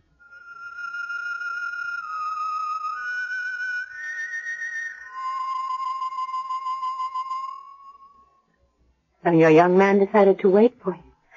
Yes. Does that mean? Yes. We'll be married in Mexico. Lucky girl. Whitney, do you mind if I wish you the same luck? Me? Why should I try to fool another woman? I'm afraid I won't be so lucky. Mark? She's gone. Very quietly and without any pain. Oh, no. Grandma. How silly. I've just grown to think of her that way. She's the only real relation I ever had. You may be the closest one she had. What do you mean, Chaplain? I'll read you a letter she dictated to me before she died. It's about you. I've never thought much about death, save that when it came, I would not have to meet it alone. And I didn't, thanks to a beloved girl to whom I owe more than I can ever repay. I have nothing much worth leaving in this world's goods except this ring, the one I was wed with, that Charity's mother was wed with, and that now I want to give to the girl who gave me my last days of peace, who shared my final hours. I hope she wears it soon, proudly and happily, with my love and her own. She meant you, Debbie. No. She meant her granddaughter. There's nothing on the paper that says so. That's strange. You know, the last time I talked to her, she never once called me Charity. Do you think she knew? It doesn't matter. This ring was meant for Debbie Scott. When you wear it, remember to wear it with charity, in the biblical sense. Good luck, Debbie. You have every chance. There'll be someone smiling down on you every step of the way.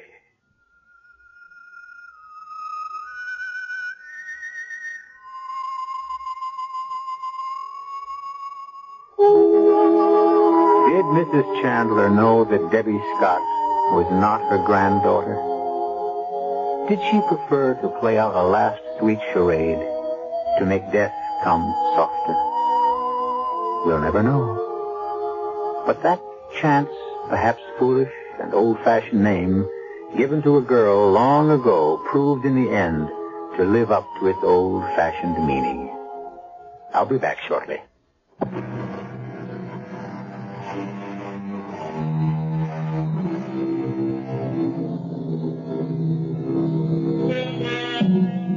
This is the Mystery Theater. And after all, what greater mystery in the world is there than love?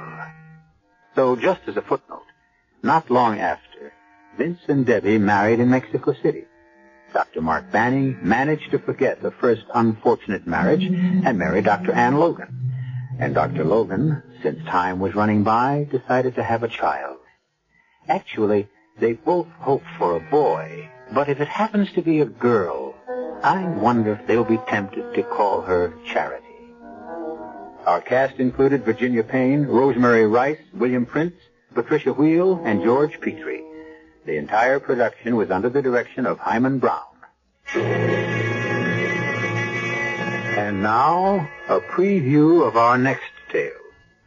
Everyone in this town seems to know what's wrong with my house except Helen and me. They know there's something wrong. That's all they know. Oh, you know more, beautiful soul. Ah, yes. Behind those beautiful green eyes lies secret. And your attitude is one reason why I can't tell you. You wouldn't believe me anyway.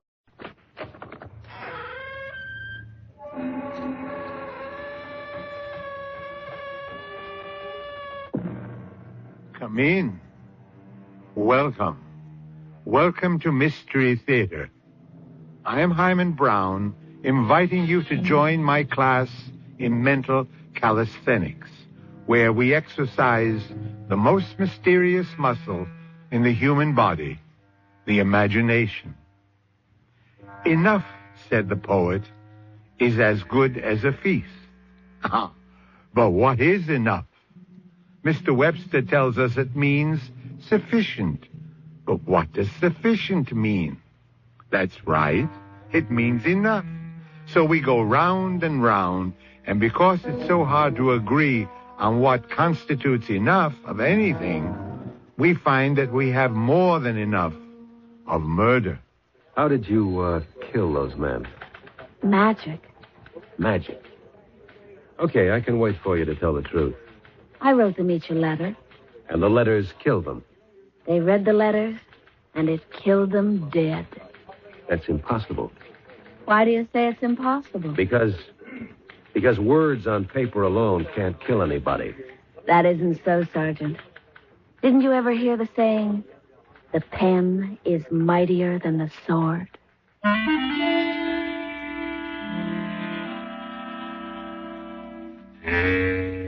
Our mystery drama, The Poison Pen, was written especially for the Mystery Theater by Sam Dan and stars Roberta Maxwell and Michael Tolan. I'll be back shortly with Act One.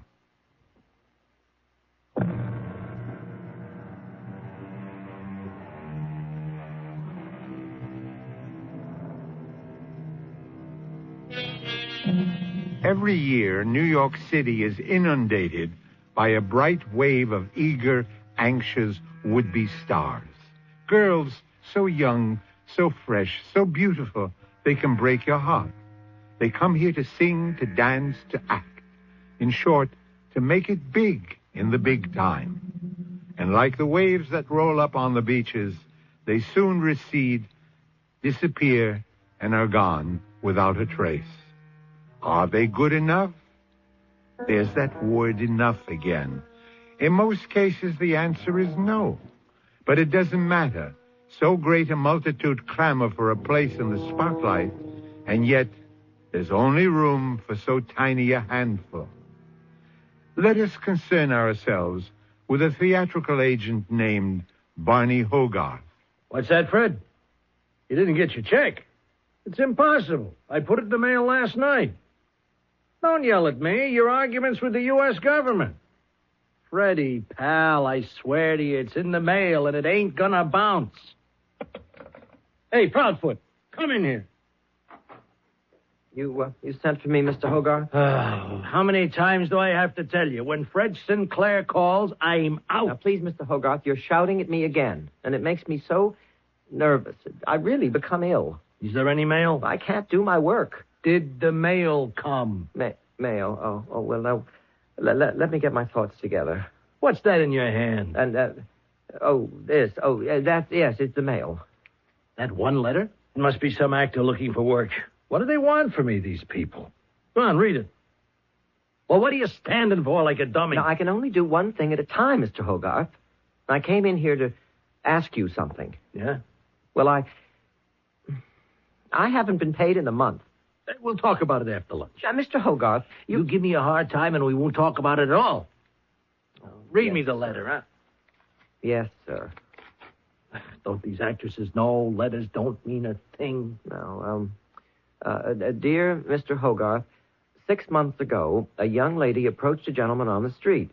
She was starving. She was desperate. She needed money for her lodging. She said to the gentleman, sir, I will do anything for $50. What is this, a gang? But this gentleman looked at her with deep compassion, and he said, poor child, take the money and bless you. It's a crazy world. I, that girl, have come into a considerable inheritance. I'm wealthy. I wish to prove the biblical adage, cast your bread upon the waters. I wish to reward your generosity 1,000-fold. I have tried to find you. I believe you to be a Mr. Barney Hogarth. Hey, tear that thing up. Now, if you are the man, please tell me so, and I will send you a check for $50,000. I enclose a stamped, self-addressed envelope for your convenience, signed, forever in your debt. And, that's what it says. That's what it says, huh? Yes, sir, Mr. Hogarth. And, what's the address on the envelope where I'm supposed to answer? Well, it's just a post office box number. Mr. Hogarth, is it true? Is what true? The letter. Well, what do you think? Sure, it's true. Oh, Mr. Hogarth, I knew it. I knew that beneath your your very tough exterior, you had a heart of gold. I can remember like it was yesterday. This little chick comes up to me. Wait, where's a piece of paper? Let me write this down. Dear little girl, yes, I am that Barney Hogarth. Sign Barney Hogarth. Now here, put that in the envelope. Yeah, I heard her proposition. And would you believe it? I began to cry. Poor kid. I gave her the $50. I would have given her more, but I didn't have it, so go figure. No, Mr. Hogarth, you are a saint. Oh, seal it and send it. And remember, my boy, why we are put here in this world to begin with. Yes, sir. We are placed here to do good to one another. Yes, sir. I'll remember that. And if I cannot help an unfortunate brother or a starving sister, of what use can I possibly... Mr. Hogarth. You don't interrupt me. Mr. Hogarth. Oh, what's the matter? What's the matter with you? I don't know. What? I can't breathe. It's hot in here. The room is... What, are you sick or something? I'm so dizzy. The room is dancing. I can't breathe. Mr. Hogarth, help me. Proudfoot. Oh. Proudfoot. Come on, kid. Proudfoot.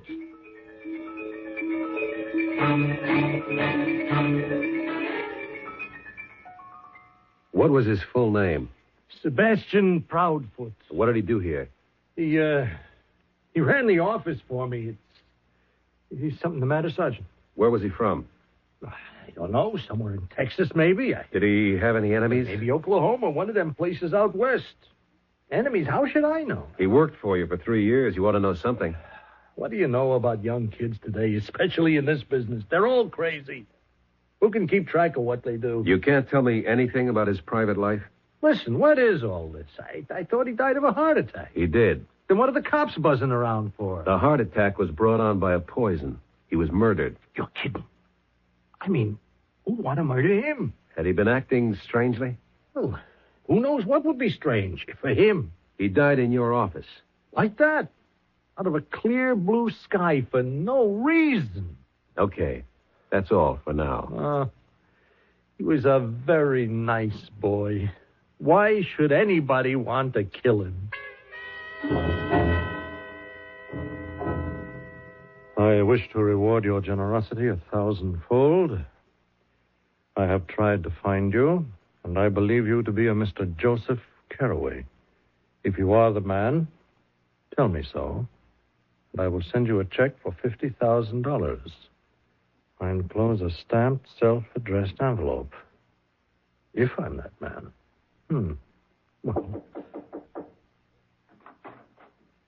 Joseph? Oh, yes, my dear. I know you're quite busy. Oh, no, please come in. I was afraid I might interrupt the news. No danger of that.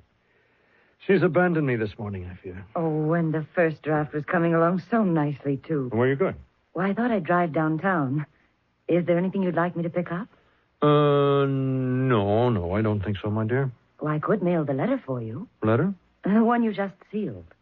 Oh, this letter. And does it need a stamp? No. It's all ready for posting. And thank you, my dear. It's addressed to a box number. Oh, it's just an inquiry, my darling. A literary inquiry. Well, I shall return in time for tea. And you must promise not to work too hard. I promise. There's no great rush. You still have 3 months to finish the first draft. Yes. I suppose I... Joseph, I don't like your color. You're so pale. It seems to be so hot in here. Hot? Why, the room is freezing. I can't breathe. Darling, what's wrong? The room is starting to... No, don't try to stand up. I can't breathe. The room is dancing. Joseph? Help me. Help me. Joseph!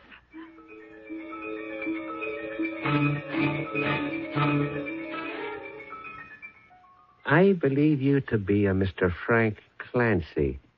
If you are the man, tell me so, and I will send you a check for $50,000. I enclose a self-addressed stamped envelope. Honey, you're on.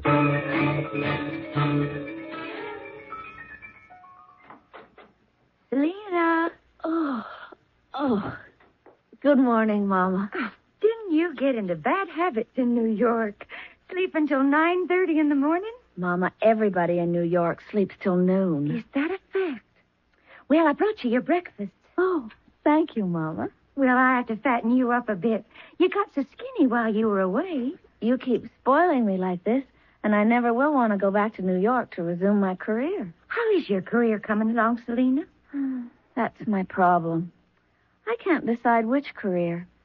Should I write plays or act or sing or dance? That's why I came home, to do some thinking. Well, you don't want to think so much. You just concentrate on your breakfast. Oh, I also brought you the New York paper. Oh, what's in it? What's always in a New York paper? Murder.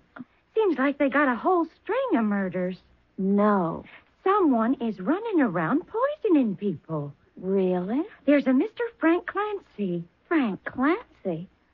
Why, he owns the Rendezvous. It's the biggest nightclub in the city. Not anymore. Somebody fixed his wagon. That's awful. Then, according to the paper, you got a Mr. Joseph Carraway. Joseph Carraway? Why, he's only one of the leading playwrights in New York. Well, I'm sure the worms will be thrilled to hear it. Someone poisoned him. That is terrible. And you got another one, a Mr. Sebastian Proudfoot. Who? Well, it is rather a peculiar name, Sebastian Proudfoot. Sebastian? No, he shouldn't have been poisoned. Well, honey, if you get right down to it, nobody should be poisoned. But he wasn't supposed to. What do you mean he wasn't supposed to? He's a very young fellow. He was a very young fellow. And it's a shame. Well, how would you know? Mama, I knew all those people. After all, when you pursue a career in New York, those are the people you meet. These people were all friends of yours? Of course. They were all friends of mine. I just don't understand about Sebastian Proudfoot. You see, he worked for Mr. Barney Hogarth. Barney Hogarth? Barney is the leading theatrical agent in New York. And he's the one I meant to... Well, you meant to what? Nothing, Mama. You know me.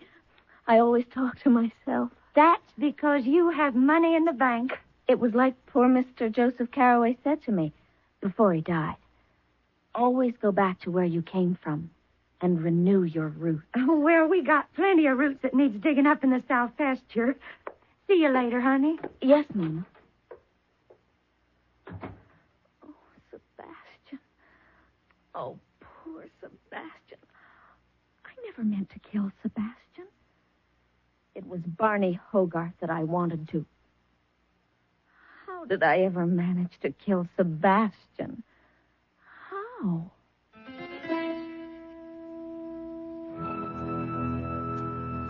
That's an interesting enough question to leave you with for now.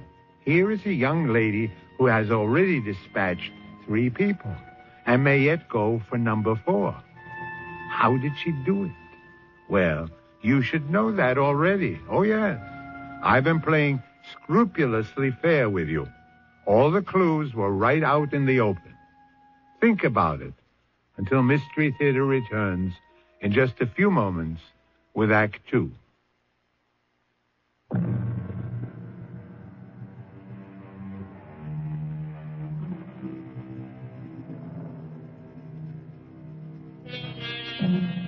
Her name is Selena.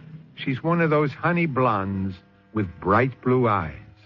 There's laughter in her face and innocence in her smile. She is delightfully naive and refreshingly sincere.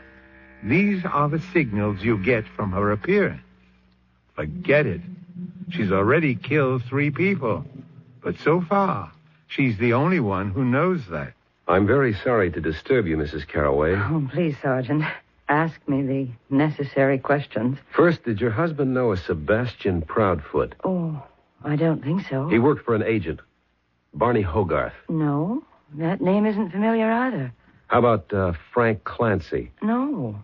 What does all this have to do with... Your husband and these 2 other men were killed by a poison called urkurari. It's a unique form of curare in that it can kill by ingestion. It's rare. They don't know much about it. It paralyzes all the motor functions.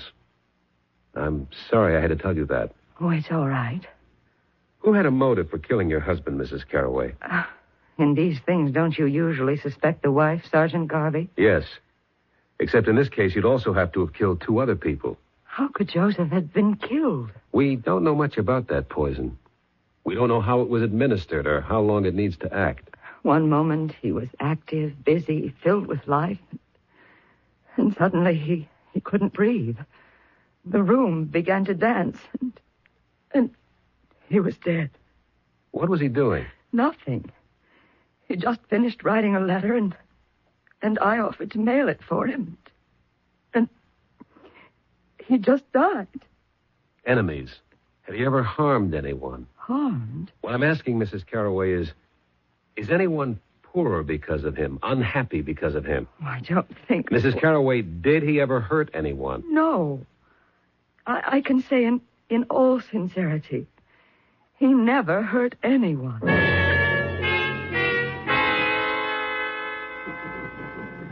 Well, if it ain't Sergeant Garvey. Have one on the house. Only if it's lemonade. What are you doing, celebrating? Now, what should I be celebrating? You are now sole owner of the rendezvous with Frank Clancy out of the way. Oh, so it really wasn't a heart attack, huh? Who killed him? Well, I didn't. If the joint was making the profit, I might have been tempted, but business today... Who killed him? Oh, Sergeant, 1 million people could have killed him. Popularity contest he could never have won. Just give me a few prime candidates. Well, I figure it's a dame. Why? Well, because he wasn't a guy who could, ditch a dame gracefully after he was through with her, if you know what I mean. Let's hear more. But some guys, Sergeant, when it's over, they know how to make a dame feel like she's not being tossed out. But him, I remember, it was a couple of, maybe 3 weeks ago. I come into the office, there's a dame there. She says to him, "I'll kill you, Frank." She threatened to kill him? Sure. Yeah, Frank used to lead him on, promise him a job here, singing or dancing. He made a good thing out of that. Yeah, the dames would come across, but he never would. This particular dame, who was she? You know her name? No. Could you describe her? Yeah. Yeah, let me try to remember what she looked like.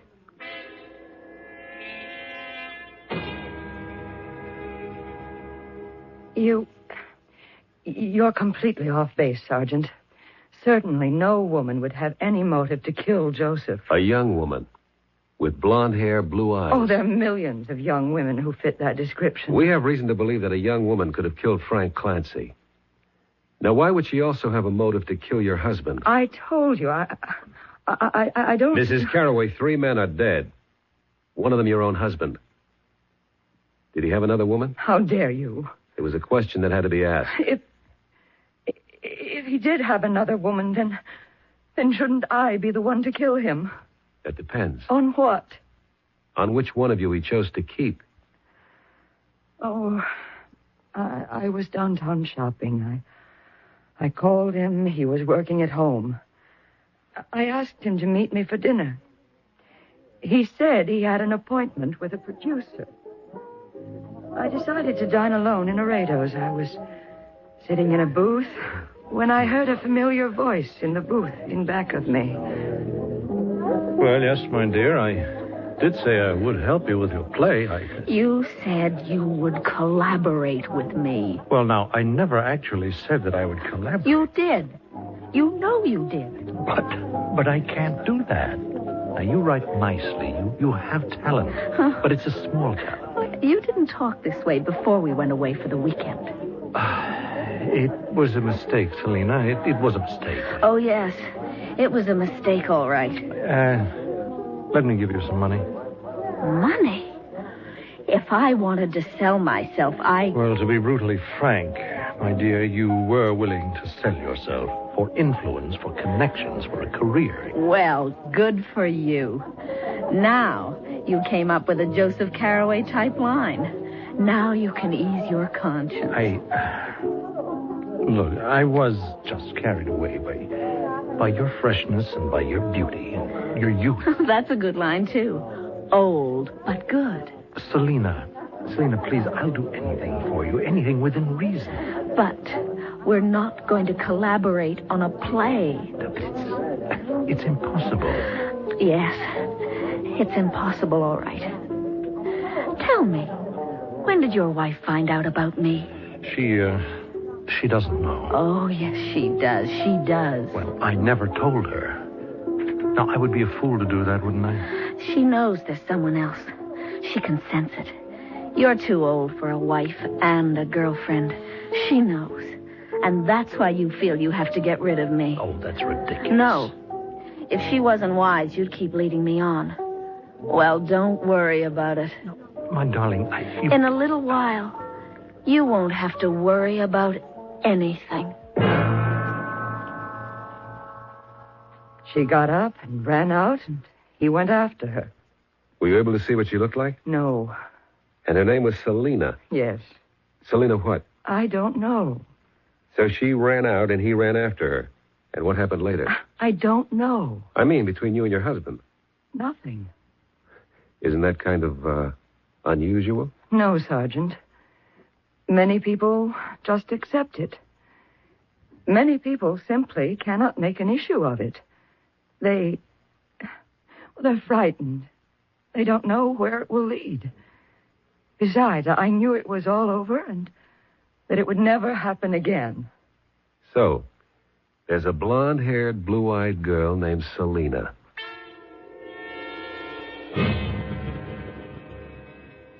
Sergeant, I told you before, in a diplomatic way, he didn't go out with girls. Does the name Selina mean anything to you? Selina? Blonde hair, blue eyes. Yeah. There was a dame, Selina. Then he did go out with her? No, he didn't go out with her. The fact is, I did. You? Well, I didn't go out with her exactly, if you know what I mean. I saw her a couple of times, and, Yes? Well, I got rid of her. Why? Why? Well, that's personal, isn't it? We're dealing here with what could very well be first-degree murder. Withhold any facts or evidence, and you're an accessory. Would you like any part of that? No, I'm only too happy to cooperate with the law. It's the duty of every citizen. After all, our government is only as strong About as... this girl, Selina. Well, you know how they come in here looking for an agent, and she was different. I mean, she was the same, but she was so fresh, right off the farm, and you know the type? And? Well, I said somebody's going to pluck this little blossom sooner or later, so why not you, Barney Hogarth? And you did? I tell you, I was willing to get very serious, but she made a real terrible scene in a club one night. How's the part coming, Barney? The part? Oh, great. Listen, honey, where are you living now? Shouldn't I be meeting the producer? You see, I was thinking... Doesn't he want to meet me? A kid like you really need somebody to... You need somebody to watch over you. This can be an awful town for innocent young girls. If I'm going to play the lead in his new show, I would think... Selina, honey, you just leave all the thinking to me. Ain't I your agent? The only reason I bring this up is... well, you told me his name was Roderick Kendall, and the play is called No More Love. Yeah, well, And I read in the paper that Rosemary Stewart has just been signed. Oh, well, look, you don't want to believe everything you read in the papers. You've been lying to me, Barney. No. Should I tell you how I know? I called Mr. Kendall. I spoke to him. You're kidding me. Kendall don't speak to nobody. Yeah, especially to you. But I called at lunchtime when his girl was out, and he answered the phone himself, and I said, "Sir, my agent, Barney Hogarth, told me you had agreed to give me the part." You said that to Roderick Kendall? And you know what he said?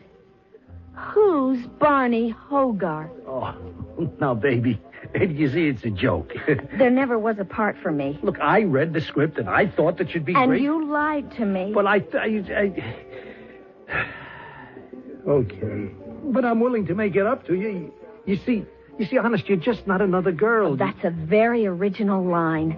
I heard it in at least 20 movies. Oh, honey, I'm willing to get you an apartment. Now, don't that prove something, huh? But you're not willing to get me in a play. I can't. Sure, because you're not big enough. No. Oh, it's because you're not good enough. What did you say? Oh, Selena, there are a million girls like you. Why didn't you tell me this before, instead of after? Because I'm no good, and this business is no good, and you go home, do you hear me? I heard that line before, too. You're going to pay for what you did to me. But, honey, what did I do to you? Look, you don't kid me. For all those innocent eyes you've been around, You lied to me. Well, honey, that's showbiz. And I'm going to kill you. What?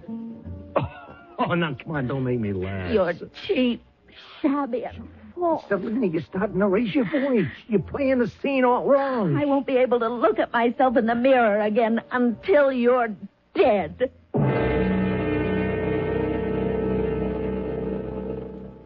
She said she'd kill you. That's what she said, Sergeant. And she sure was mad enough.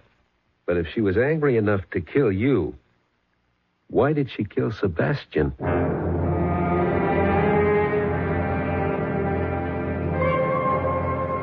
Why? The eternal why. Once again, you should know why. All the evidence is already in. Every vital clue that Detective Sergeant Garvey is about to discover is a fact you should know already. Well, while all of these trips are free, it's more fun to work your passage. Mystery Theater will continue in just a few moments.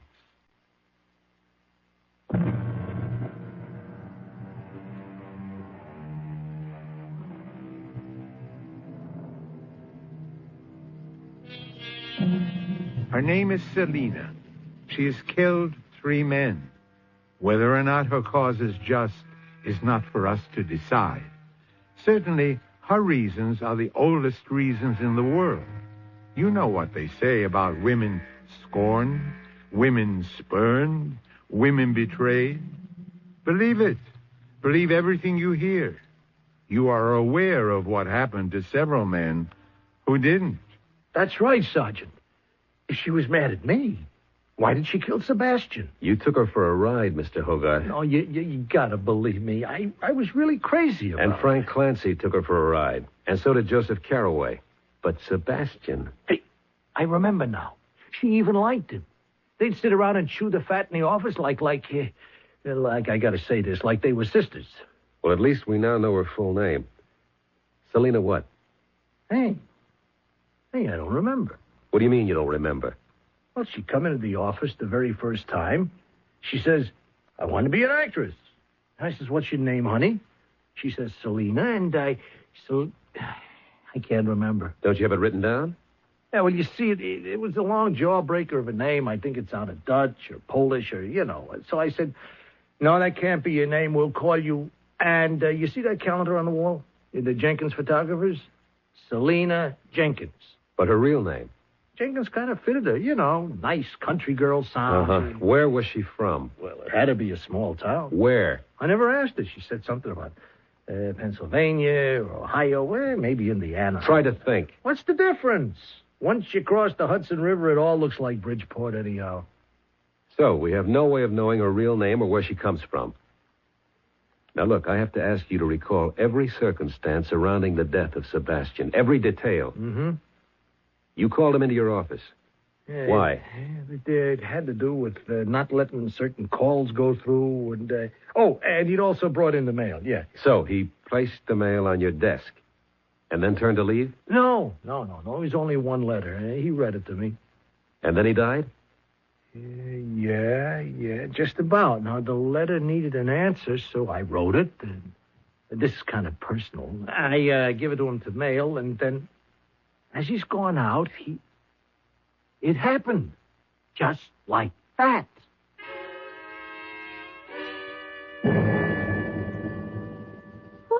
Selena, you about to leave?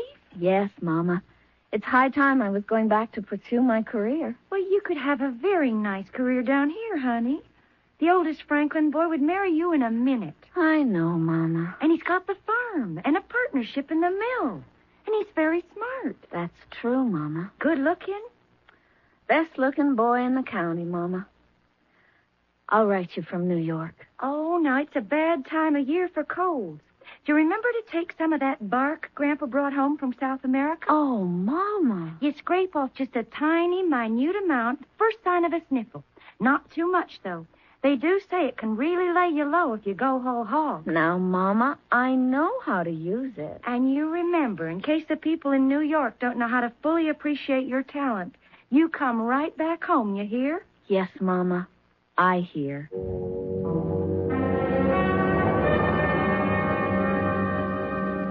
I'm sorry to bother you again, Mrs. Carroway. Can I help in any way, Sergeant? The girl, Selena, figures prominently in all three deaths. She could have placed the poison somewhere in Mr. Hogarth's office, and poor Sebastian was killed by mistake. I spoke with the late Mr. Clancy's associate, who says the way people come and go at the club, it wouldn't have been difficult for her to get in there. Are you saying she could have come in here to plant the poison? Yes. Well, I hesitate to advise you in your own trade, Sergeant, but isn't that a rather haphazard method? Yeah, it bothers me, too. It backfired, obviously, in Mr. Hogarth's case, and killed that poor Sebastian. Well, we know they died of poison. Poison has to be administered somehow and somewhere. Look, tell me the exact circumstances surrounding your husband's death. Well, it was very simple and direct. One moment... Yes, I know. You came into the room. You said you were going downtown. He was writing a letter. Well, he had just finished the letter. It was ready to be mailed. I took it from him. Wait a minute. You took a letter from him to drop in the mail? Yes. So did Sebastian. He took a letter from Hogarth. No, but that's no good, because if there's anything to that, you're the one who should be dead. I beg your pardon? The letter he gave you, what happened to it? Well, when he had the attack, I dropped it on the floor of his study, and it should still be there. Yes, here, right near the desk. You never moved a thing. It's addressed to box number 1234, 34th Street Post Office. May I open it? Well, of course. Dear Miss, I am the man, Joseph Carroway. What do you suppose this means? I don't know. Is there anything on his desk that could lead us to an answer? Well, I haven't been able to bring myself to go through his papers. Could you do it now? Well, I'll have to eventually. Yes, I'll do it now. And if there's anything that might be important... I understand, Sergeant. I understand.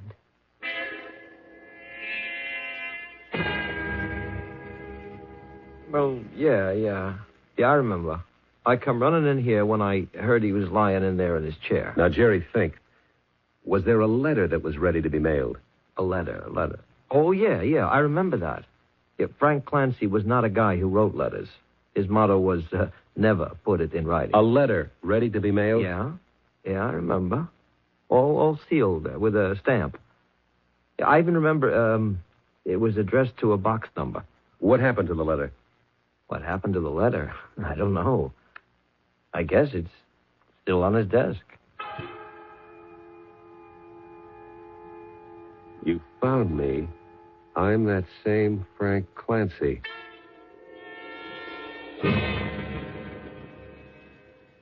Barney, there was a letter you addressed to a box number. You'd just written it. You gave it to Sebastian Proudfoot to mail. Where's the letter? The letter? Well, I mailed it. You mailed it? Well, it was a personal thing, you know. What did the letter say? Look, this doesn't have anything to do with... Did it say, I am the same Barney Hogarth? How do you know? Okay, Mr. Hogarth. Who did you send the letter to?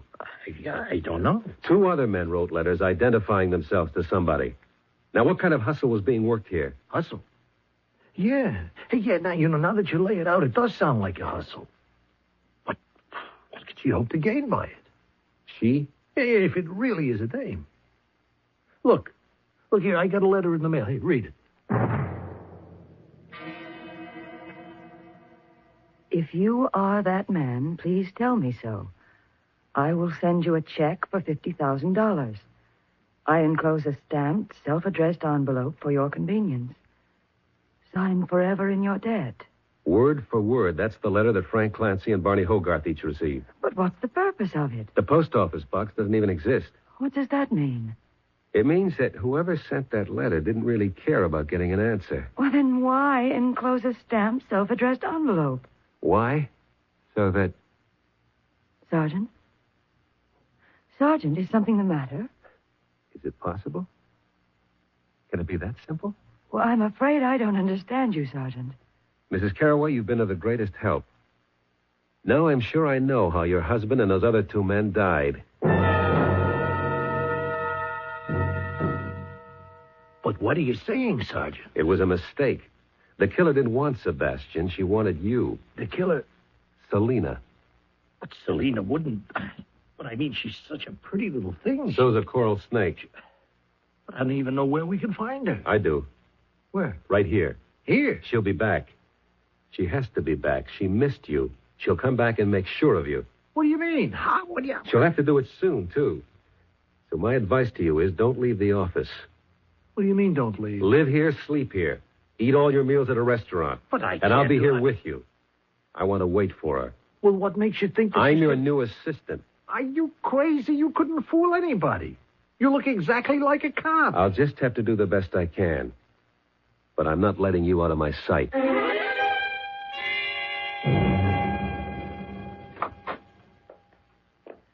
Hello. Well, hello.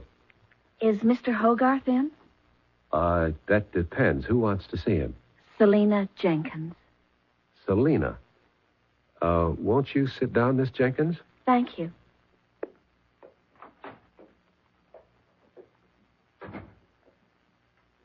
She's here. Well, why don't you arrest her? I have no evidence. But she wrote all those letters, didn't she? We can't prove any of it. But she threatened me. She threatened the other two also. Threats alone are not proof. Well, what are we going to do? We have to catch her in the act. But... But what? That's how the law works. You can't arrest someone before they commit a crime. But she's already committed 3 murders. We can't prove those yet. We hope to prove yours. Mine? The coffee pot's out near my desk. Now I'm going back out there. You mean she's alone out there? Don't worry. But suppose she has a gun. Did you ever think of that? She doesn't use guns. She's got this poison thing down pat. It works. Now, I came in here to give her a chance to doctor the coffee. Oh, I hope you know what you're doing. If you knew what you were doing originally, I wouldn't have to be here in the first place. Mr. Hogarth is tied up just now, but he asked you to wait. He's angry with me, I know. I behaved foolishly. But I'm truly sorry now. I know. I'd forgive you. You're such a flatterer. Oh, excuse me. Yes, Mr. Hogarth. Oh, you want those Allied contracts? I'll bring them right in. Oh, well, it's always one thing after another. I better bring him a cup of coffee, too. Yes, he certainly loves coffee. He said for you to wait. He wouldn't be long.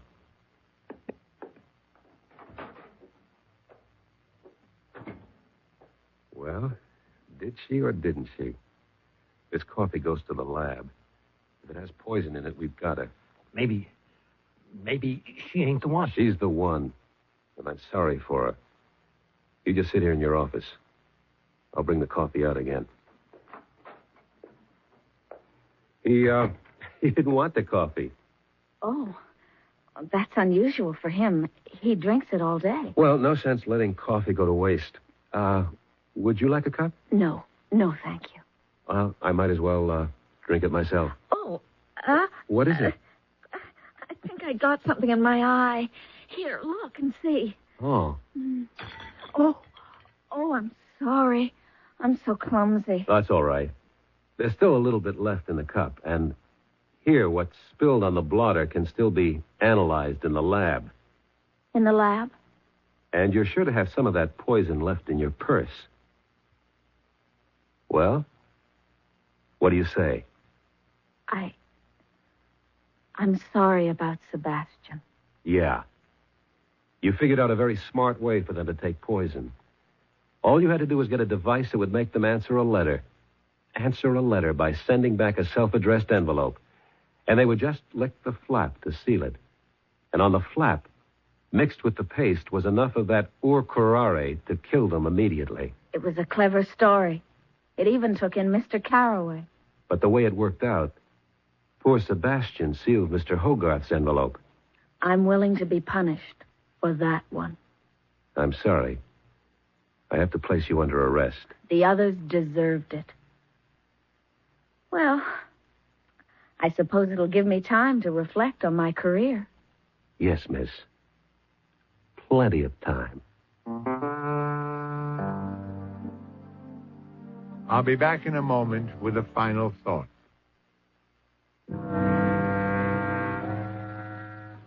There were women on that jury, and Selina's story must have touched the universal chord of sisterhood. Anyway, she'll be out relatively young and still beautiful. So, if she should ask you to help further her career, be discreet. Each year, they sweep into the city, bound with hope and illusion, and each year they are forced to retreat, older but infinitely wiser. The race for glory is to the swiftest of the swift, and if a little learning can be a dangerous thing, then just a little talent can be, and often is, a disaster. Our cast included Roberta Maxwell, Catherine Byers, Michael Tolan, Earl Hammond, and Richard Seth. Associate Director, Marlon Swing. This is Hyman Brown, producer-director, inviting you to return to our Mystery Theater for another adventure in the macabre.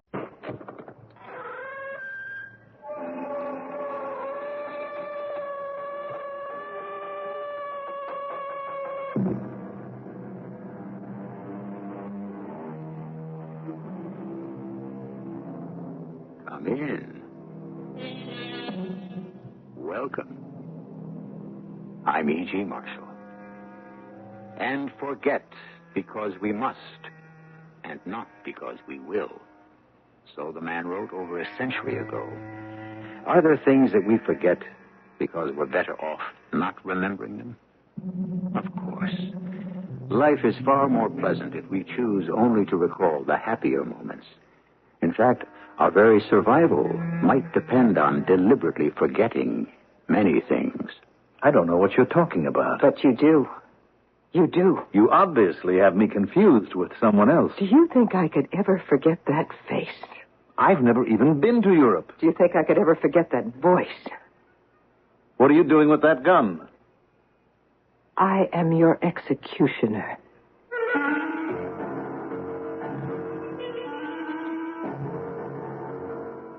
Our mystery drama, The Ghosts of Yesterday, was written especially for the Mystery Theater by Victoria Dan and stars Terry Keane. It is sponsored in part by Buick Motor Division. I'll be back shortly with Act One.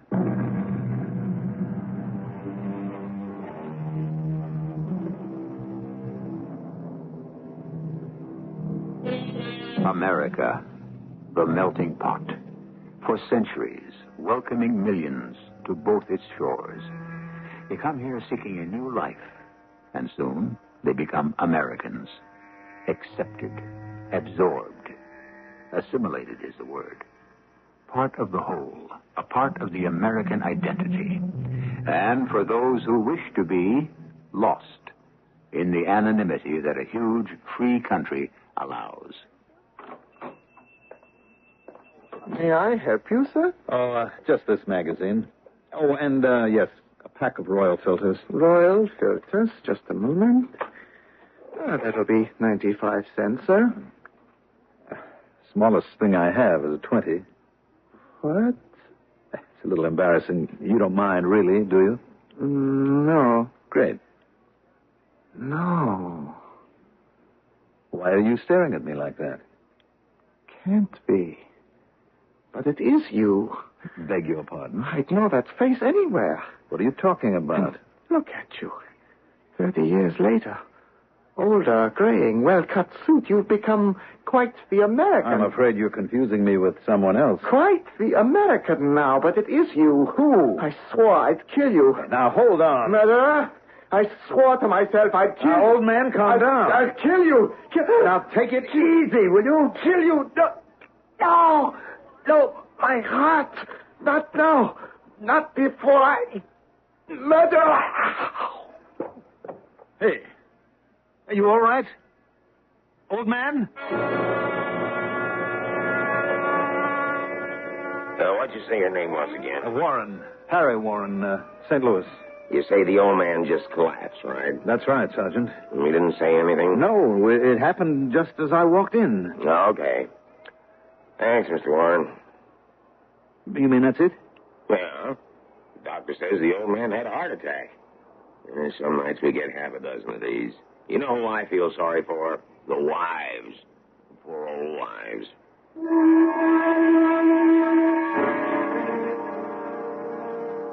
All right, sure. What? I don't know, Carolyn. It's up to the entire committee. Yes, I know, I agree. Look, can we discuss this later? Good. I'll see you at 1. Bye-bye. What was that all about, Marge? You know Carolyn. Meet me for lunch downtown? I already promised to be at the meeting, Steve. Marge, you spend too much time on that membership committee. You're the one who wanted me to be active in the club. I know. I'm just beginning to wonder. About what? Well, darling, don't take this the wrong way, but... Well, it seems to me the entire membership thing is getting a bit ridiculous. How can you say that? Well, take that couple. The doctor and his wife that the Petersons nominated last week. What was their name? Vanetti... Vinataro. Whatever. Why was their request for membership turned down? You know why, Steve. No, I don't. Steve, you know the club policy. I know 100% American, right? Why are you suddenly so concerned about my activities at the club? Well, it's just that in the past few months, I don't know how to put it. You've changed. What do you mean, changed? Now, forgive me for saying this, darling, but you've become a snob. Me? A snob? Okay, you can trace your ancestors back to the Mayflower, and my family goes back to the French and Indian War, and I'm proud of that fact. I know you are, too, but, well, don't you think... Steve? Yes, I know. I'm doing it again, aren't I? Mm-hmm. Fighting everybody else's battles but my own. Do you think I'm really a snob? No. If you are, then you're the most beautiful one I know. That's no answer. I'm going to miss my train.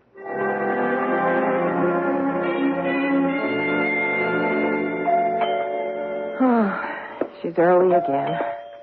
All right, I'm coming. Carolyn, I wish you would...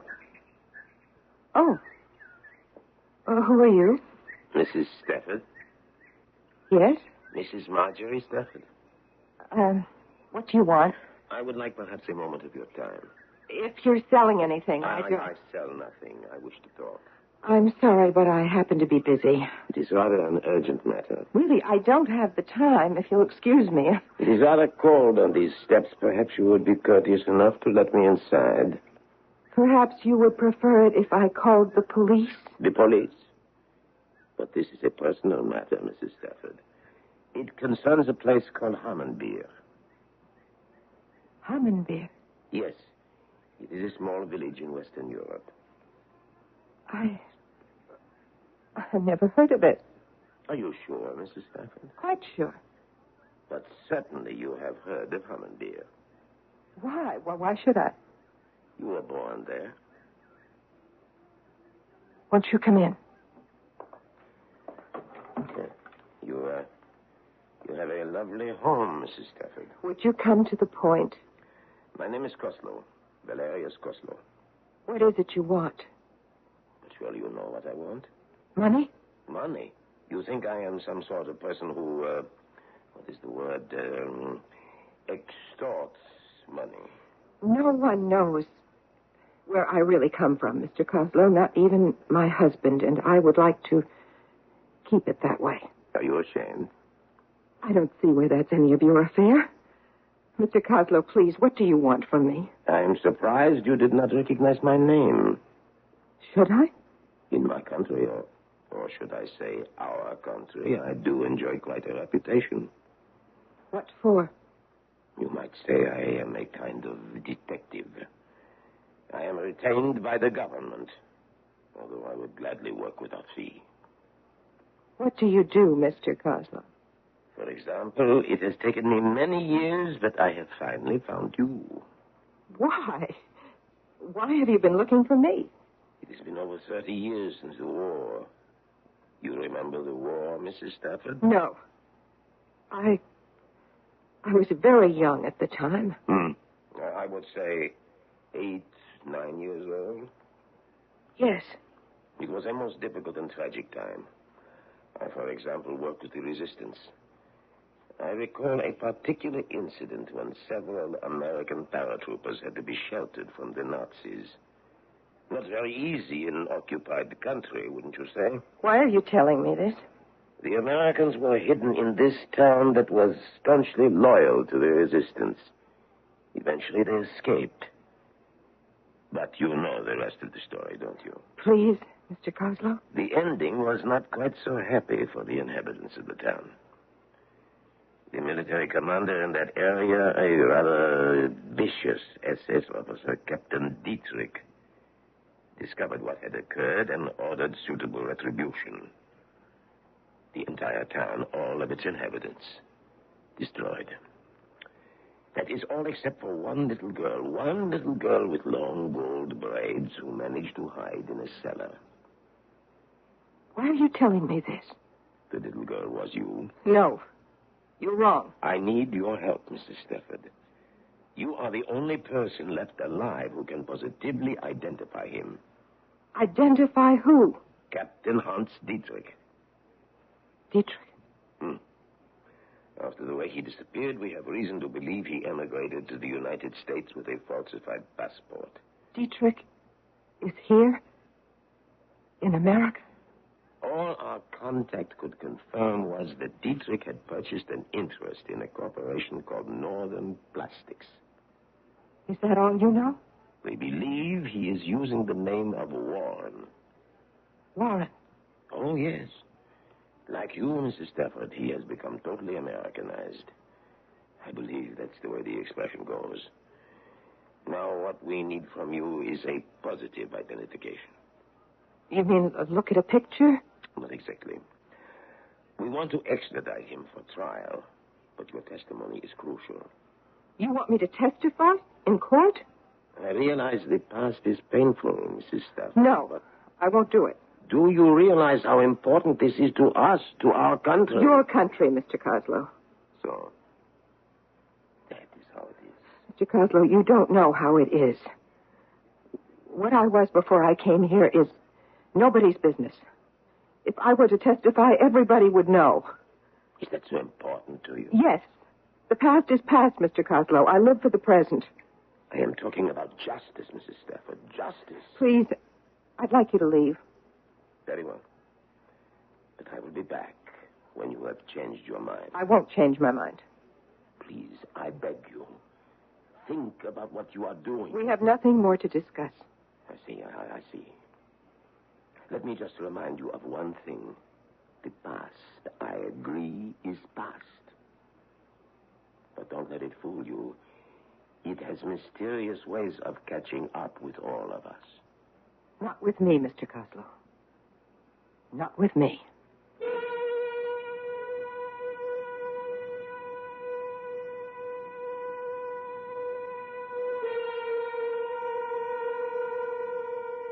Forgive and forget. That's the motto that the great humanitarians would have us all live by. However, most people usually choose one or the other. There are those things that we would prefer to forgive, but never forget. But more painful, more destructive must be the events our minds choose to forget, but our hearts refuse to forgive. I'll be back shortly with Act 2.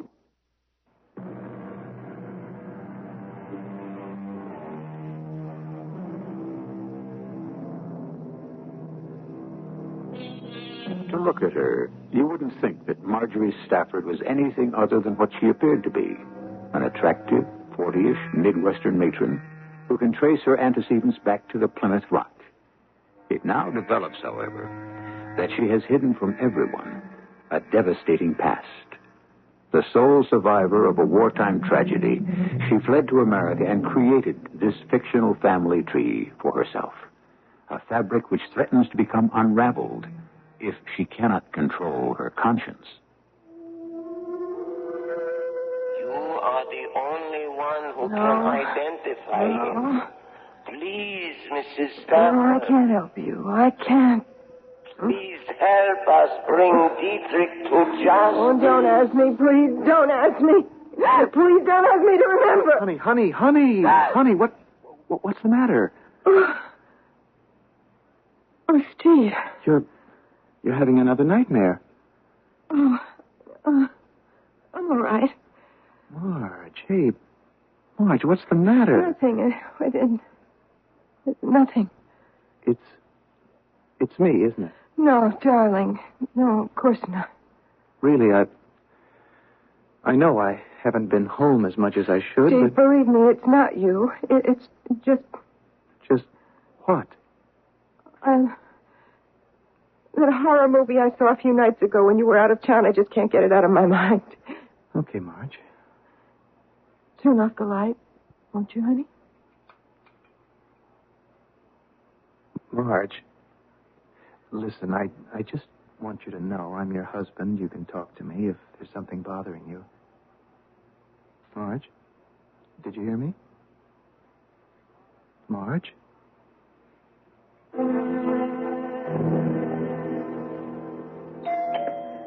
Just a minute. Oh. Yes, Mrs. Stafford. Please, Mr. Coslow. Why have you come back? I already told you I won't be a witness for your government. I won't testify in public. You think I am hounding you, don't you? Understand me, Mr. Coslow. I appreciate what you feel, but I have a life here, a new life. I can't jeopardize it. I see. You think that to tell the truth about the past would make a lie of the present. Mr. Coslow, is that all you do with your time? Hunt down ghosts of yesterday? Someone has to remember. Why? There were people. How can you forget them? Your own family, your mother, your father. Don't you owe them something? I have no family. I will be staying at the Clockton Hotel, Mrs. Stafford. I will be there until I receive your call. I don't intend to call you. The ghosts of yesterday have circled your eyes and tortured your sleep. I will be seeing you soon.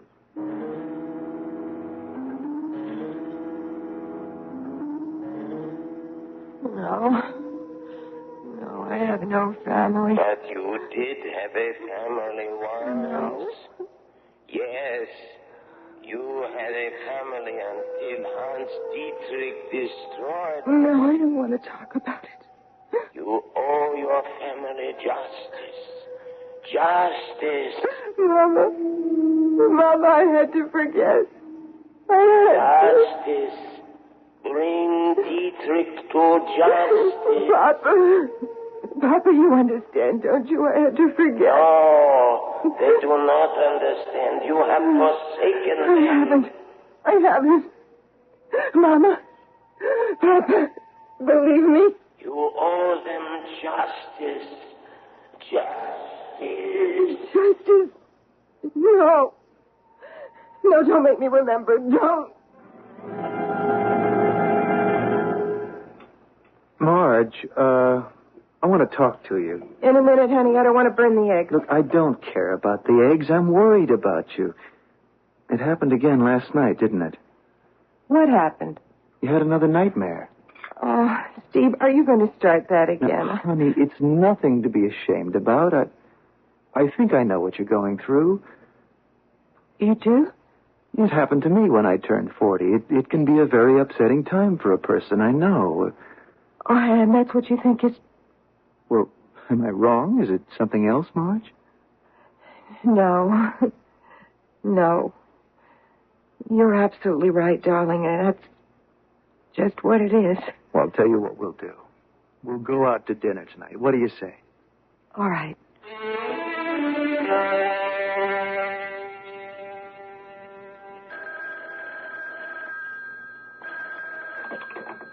Hello? Marge, you'll never guess what happened this morning. Steve, what is it? It's fantastic, honey. I think I got the account. What account? Now, look, I know I promised you about dinner, but do you mind if we meet you at the restaurant? We? My client. I want you to meet him. Oh, well, sure. Love you, honey. Love you.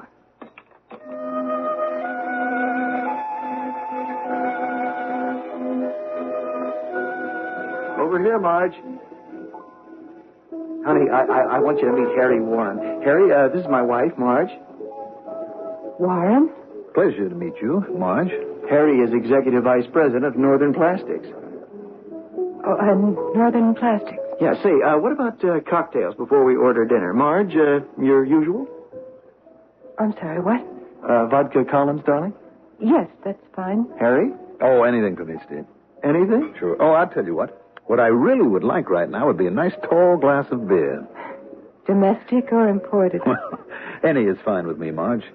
Though there is really one that is supposed to be the best in the world. You can't get it in this part of the country. Oh? It's imported from the Rhine Valley. A stream with the clearest, purest water in the world. It's called... Hofstein? Yes. Well, isn't this delightful? I thought no one else ever heard of it. You people have. And then the girl said, but Mr. Warren, we canceled your reservation a week ago. Oh, that's great, Harry. Say, Marge, remember what happened the time we took the trip to Wisconsin? What? Oh, it was a tiny resort, and the innkeeper couldn't speak a word of English. Really? Can you believe it, Harry? Some people can live in this country for years and never learn the language. All this poor guy could speak was... German. Can you imagine? In the heart of America? It's hard to believe. Do you speak German, Mr. Warren? I mean, Harry? No, not a word, Marge. Why do you ask? It's just that you seemed like the type of person who... Who what? Who might. Isn't that silly? Clarkton Hotel? Yes, do you have a guest registered there by the name of Kozlow? Valerius Kozlow? Yes, please. Mr. Kozlow, I'd like to talk to you, not over the phone. Can we meet somewhere? All right.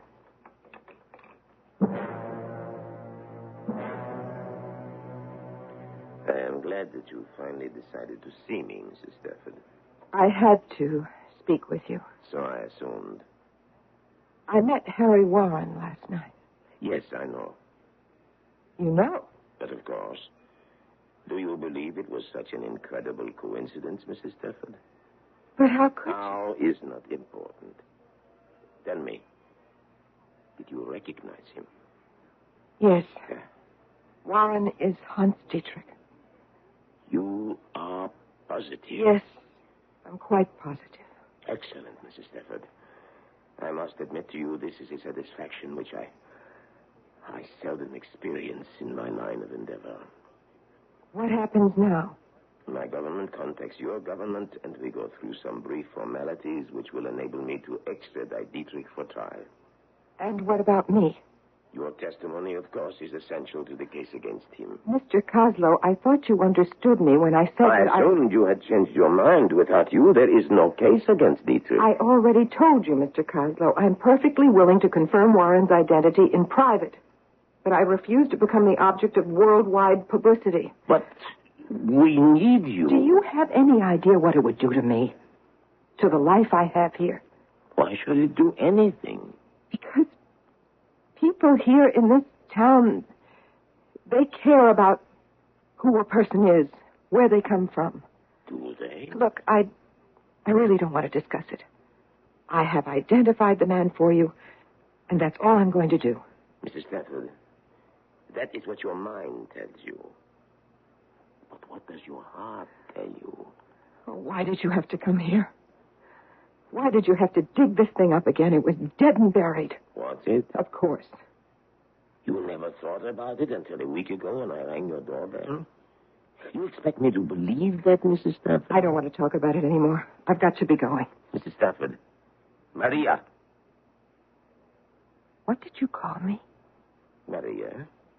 Or have you also buried your real name? I won't do it, Mr. Coslow. I won't go back. One way or other, you will go back. No. But you will, Maria. Don't call me that. Don't you want to see Dietrich brought to justice? Yes, but certainly he can hang without me. Hang, did you say? Well, that's still the official method of execution in your country, isn't it? We do not have a death penalty any longer, Mrs. Stafford. What? Having survived the violence and barbarism of the last war, our people realized the senselessness of killing. Dietrich was a murderer. Murder must not be permitted to perpetuate itself. To demand an eye for an eye would place us on the same level as those who would destroy us. This is unbelievable. You're asking me to bare my soul to the entire world in return for what? Justice, Mrs. Stafford. Justice? A man cold-bloodedly sends hundreds of people to their death, and where's the justice? He will spend the rest of his days in prison. Prison? I've seen the new prisons, Mr. Coslow. A nice, comfortable bed, hot meals, the latest books to read, perhaps a tennis court, too. Please. And that's what you call justice, huh? Well, I don't want to hear any more platitudes about what great humanitarians we've all become. You listen to me.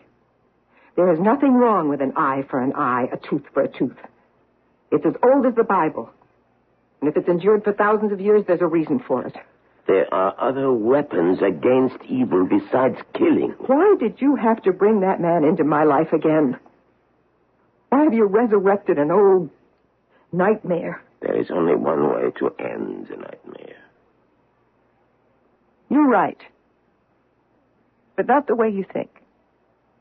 No, Mrs. Stafford. You must not. I must not what? I know what you are thinking. And what am I thinking? You intend to see Dietrich dead.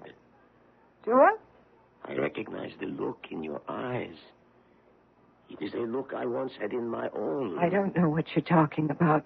You are thinking that Dietrich must be made to give an eye for an eye. And shouldn't he be? He must be killed, isn't that right? Yes. Yes. It doesn't mean anything unless he pays. Pays in the only just way. No, Mrs. Stafford. He must die. Even if... Even if what? Even if you have to kill him yourself, Mrs. Stafford. Well, what kind of an assumption is that to make? As if one could actually picture Marjorie Stafford killing anyone. Nevertheless, she has just admitted that it is a deed she would like to see done. And you know what they say, if you want something done, you're better off doing it yourself. But that is something we leave for Act.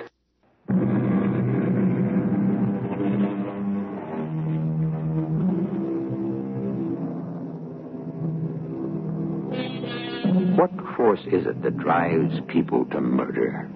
Oh, there have always been those who kill for no logical reason at all. There always will be. But what of those seemingly gentle, good-natured souls who suddenly, with calmness, with calculated coolness, perform an act of violence? It's said that all of us are capable of such an act, for we all have a certain limit to which we can be pushed. A man can only be driven so far. A woman, too, for that matter. Mr. Coslow, that's ridiculous. Is it? I hate Dietrich. I want to see him dead. But to even contemplate killing him myself, that's ridiculous. You will testify for the prosecution, then? No. I haven't changed my mind. I warn you, Mrs. Stafford. Some way or other, you are deciding on your own method of justice for Dietrich. I only hope you make the right choice. Mr. Coslow. No. This time, I am the one who leaves first. There is nothing else for me to say now. Wait. You would not listen to anything I could say right now. Please, Mr. Coslow. Goodbye. Maria.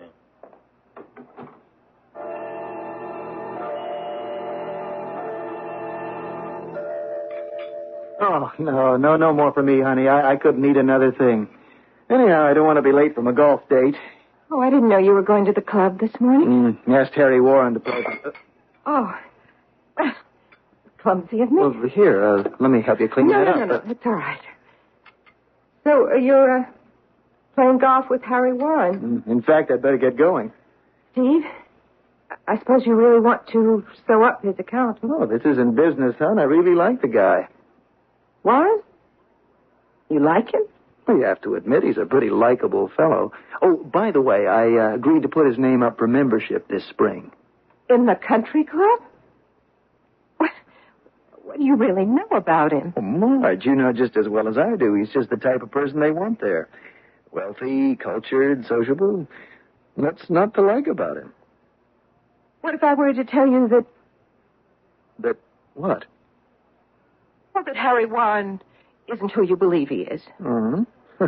Who is he, then? That he's actually a former SS officer. Captain Hans Dietrich. Marge, Harry Warren, an ex-Nazi? Yes.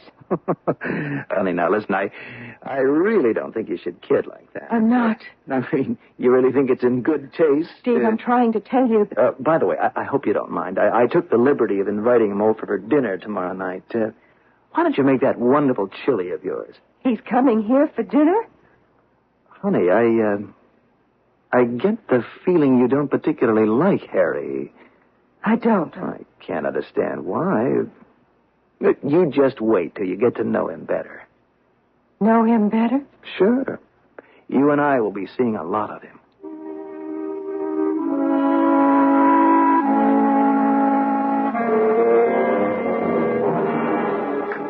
Well, thank you for this dinner, Marge. It was absolutely delicious.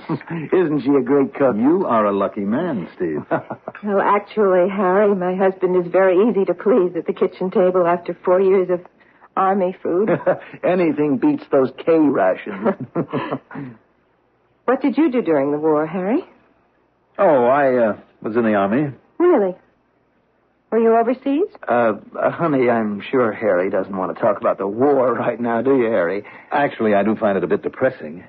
I guess it's because at heart I'm really a peace-loving man.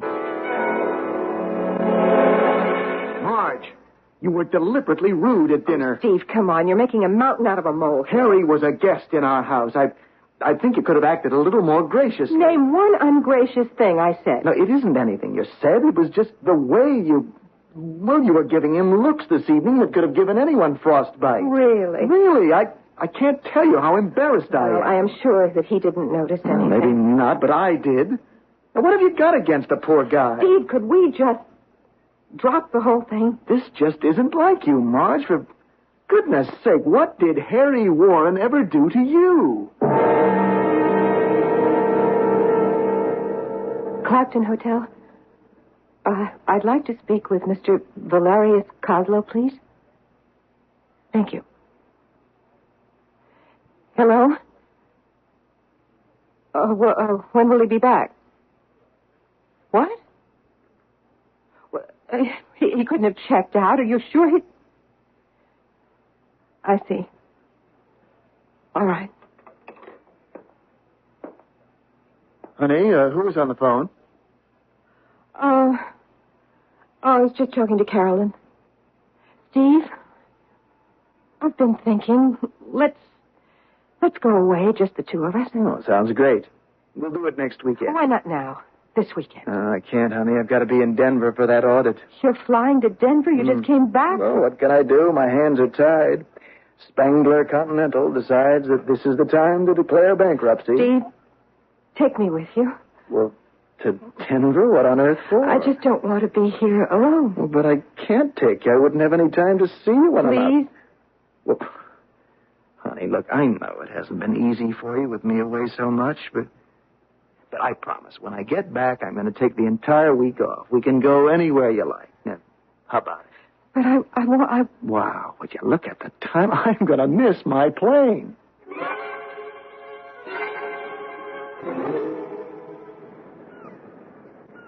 Well, I must say, Marge, I was more than a little surprised when I got your phone call. Oh? Why was that? Well, I was under the impression that you didn't particularly care for me. Well, Harry, I'm really sorry if I gave you that impression. Frankly, I'm confused. Why? Are you asking to see me with Steve out of town and all? Well, now, what's so confusing about it? You are a very attractive man, Harry. Well, Marge... And I can tell you aren't exactly indifferent to me. It's just that I never thought... the way you act... Harry, let me tell you something. You have no idea what it's like being married to Steve. Now, he's a sweet person, and I'm quite fond of him. But, he's never home. Are you telling me that you... But yeah, plenty of times. What am I supposed to do? Sit home and darn stockings? I don't know what to say. Now, you thought I didn't like you. Don't you see, that's the way I always have to play it when Steve's around to set him off the trap. It's just that I can't believe that... you don't look like the type of woman... Are you saying that you didn't feel it, too? Feel what? What do they call it? Kind of vibration, chemistry? Of course I felt it. I felt it from the first time we met in that restaurant. What are you doing tomorrow night? I had no plans. Would you want to see me? Yes, I would. Where? It can't be anywhere in town. People would talk. Somewhere out of the way where nobody would recognize Marge, I know a place. It's the cabin of an old friend of mine. He's out of the country now, but he gave me the key. Oh? And believe me, it is so isolated, no one would ever see us. No one would ever suspect. Oh, good. I can follow you up there in my car. I still can't get over this. Harry, just one thing. Promise you won't mention this to anybody. Of course I won't. And, you sure it doesn't really bother you? Being Steve's friend and everything? Well, Steve is my friend, but you know what they say. All's fair in love and war. Yes, that is what they say.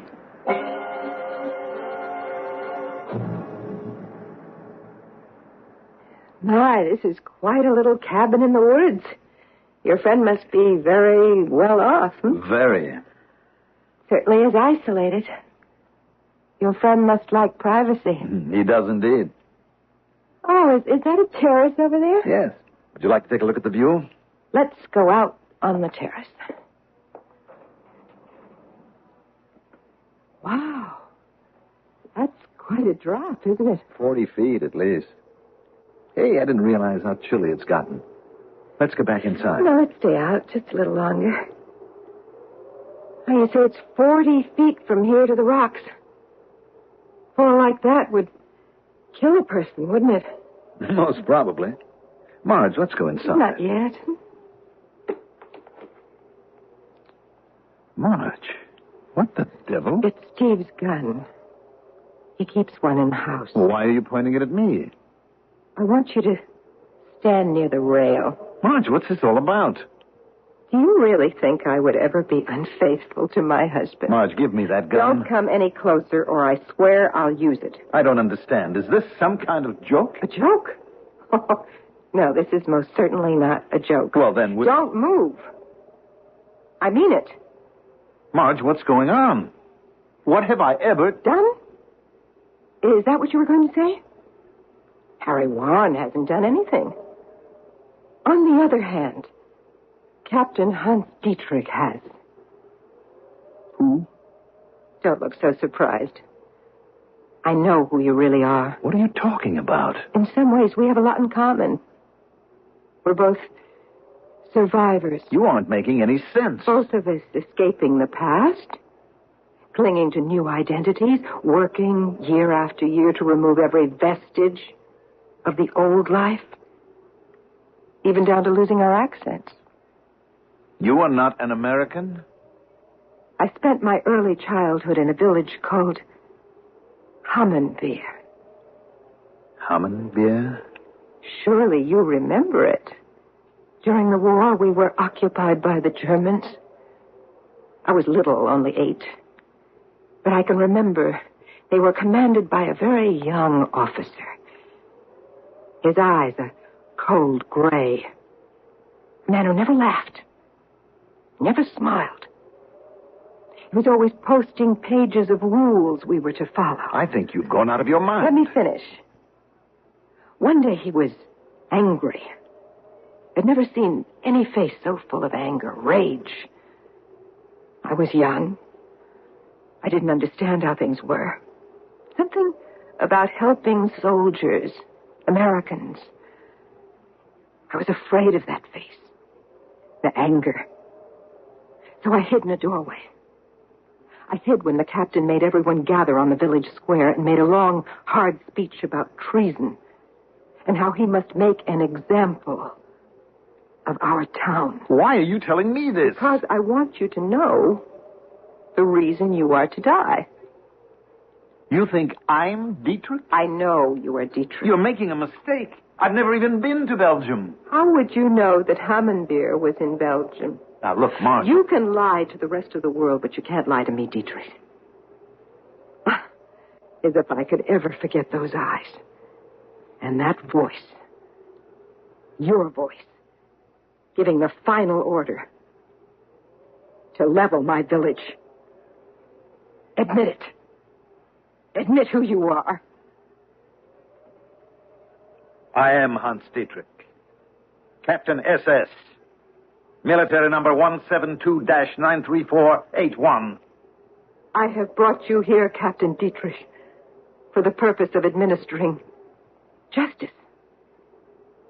You have been found guilty of the murder of the village of Hammenbeer. Guilty of the murder of 271 people. My mother, my father, my 2 sisters. These things are necessary in times of war. Innocent people. Treason is punishable by death. I now sentence you to death. Get up on that ledge. Now. I see. You intend to make me jump. You yourself said the fall would kill, didn't you? What is the matter, Mrs. Stafford? Your face. You don't even look afraid. I am not afraid. Aren't you going to beg me for your life? No. It is almost a relief to no longer deny who I truly am. I am Hans Dietrich, and I am proud to join my friends, my fallen comrades. Go ahead, shoot. Shoot! I am not afraid to die like a soldier. There is no greater glory than to die like a soldier. What are you waiting for? Shoot! No. No, it's what you want me to do, isn't it? It's the easy way out for you. It's merciful, quick, almost glorious for you. No. No, this isn't justice. You are afraid. No. I'm not afraid. Not anymore. I'm taking you back. Back to my old country. Back to justice.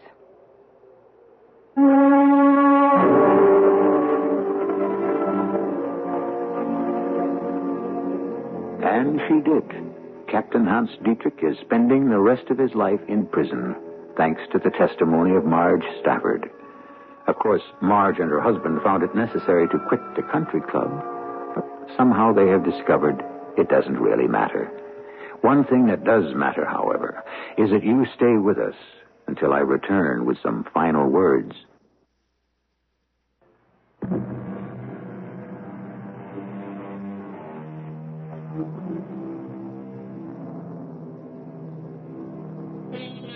Ralph Waldo Emerson wrote the words, "One man's justice is another's injustice. One man's beauty, another's ugliness. One man's wisdom, another's folly." How true the thought. But also, it is true that ultimately there is only one good and one evil. One right and one wrong. And if the human beings of this world finally ever come to realize that there is a universal ethic, mankind will have reached its golden age, Our cast included Terry Keane, Russell Horton, Leon Janney, and Mandel Kramer. The entire production was under the direction of Hyman Brown. This is E.G. Marshall inviting you to return to our Mystery Theater for another adventure in the macabre. Until next time, pleasant dreams.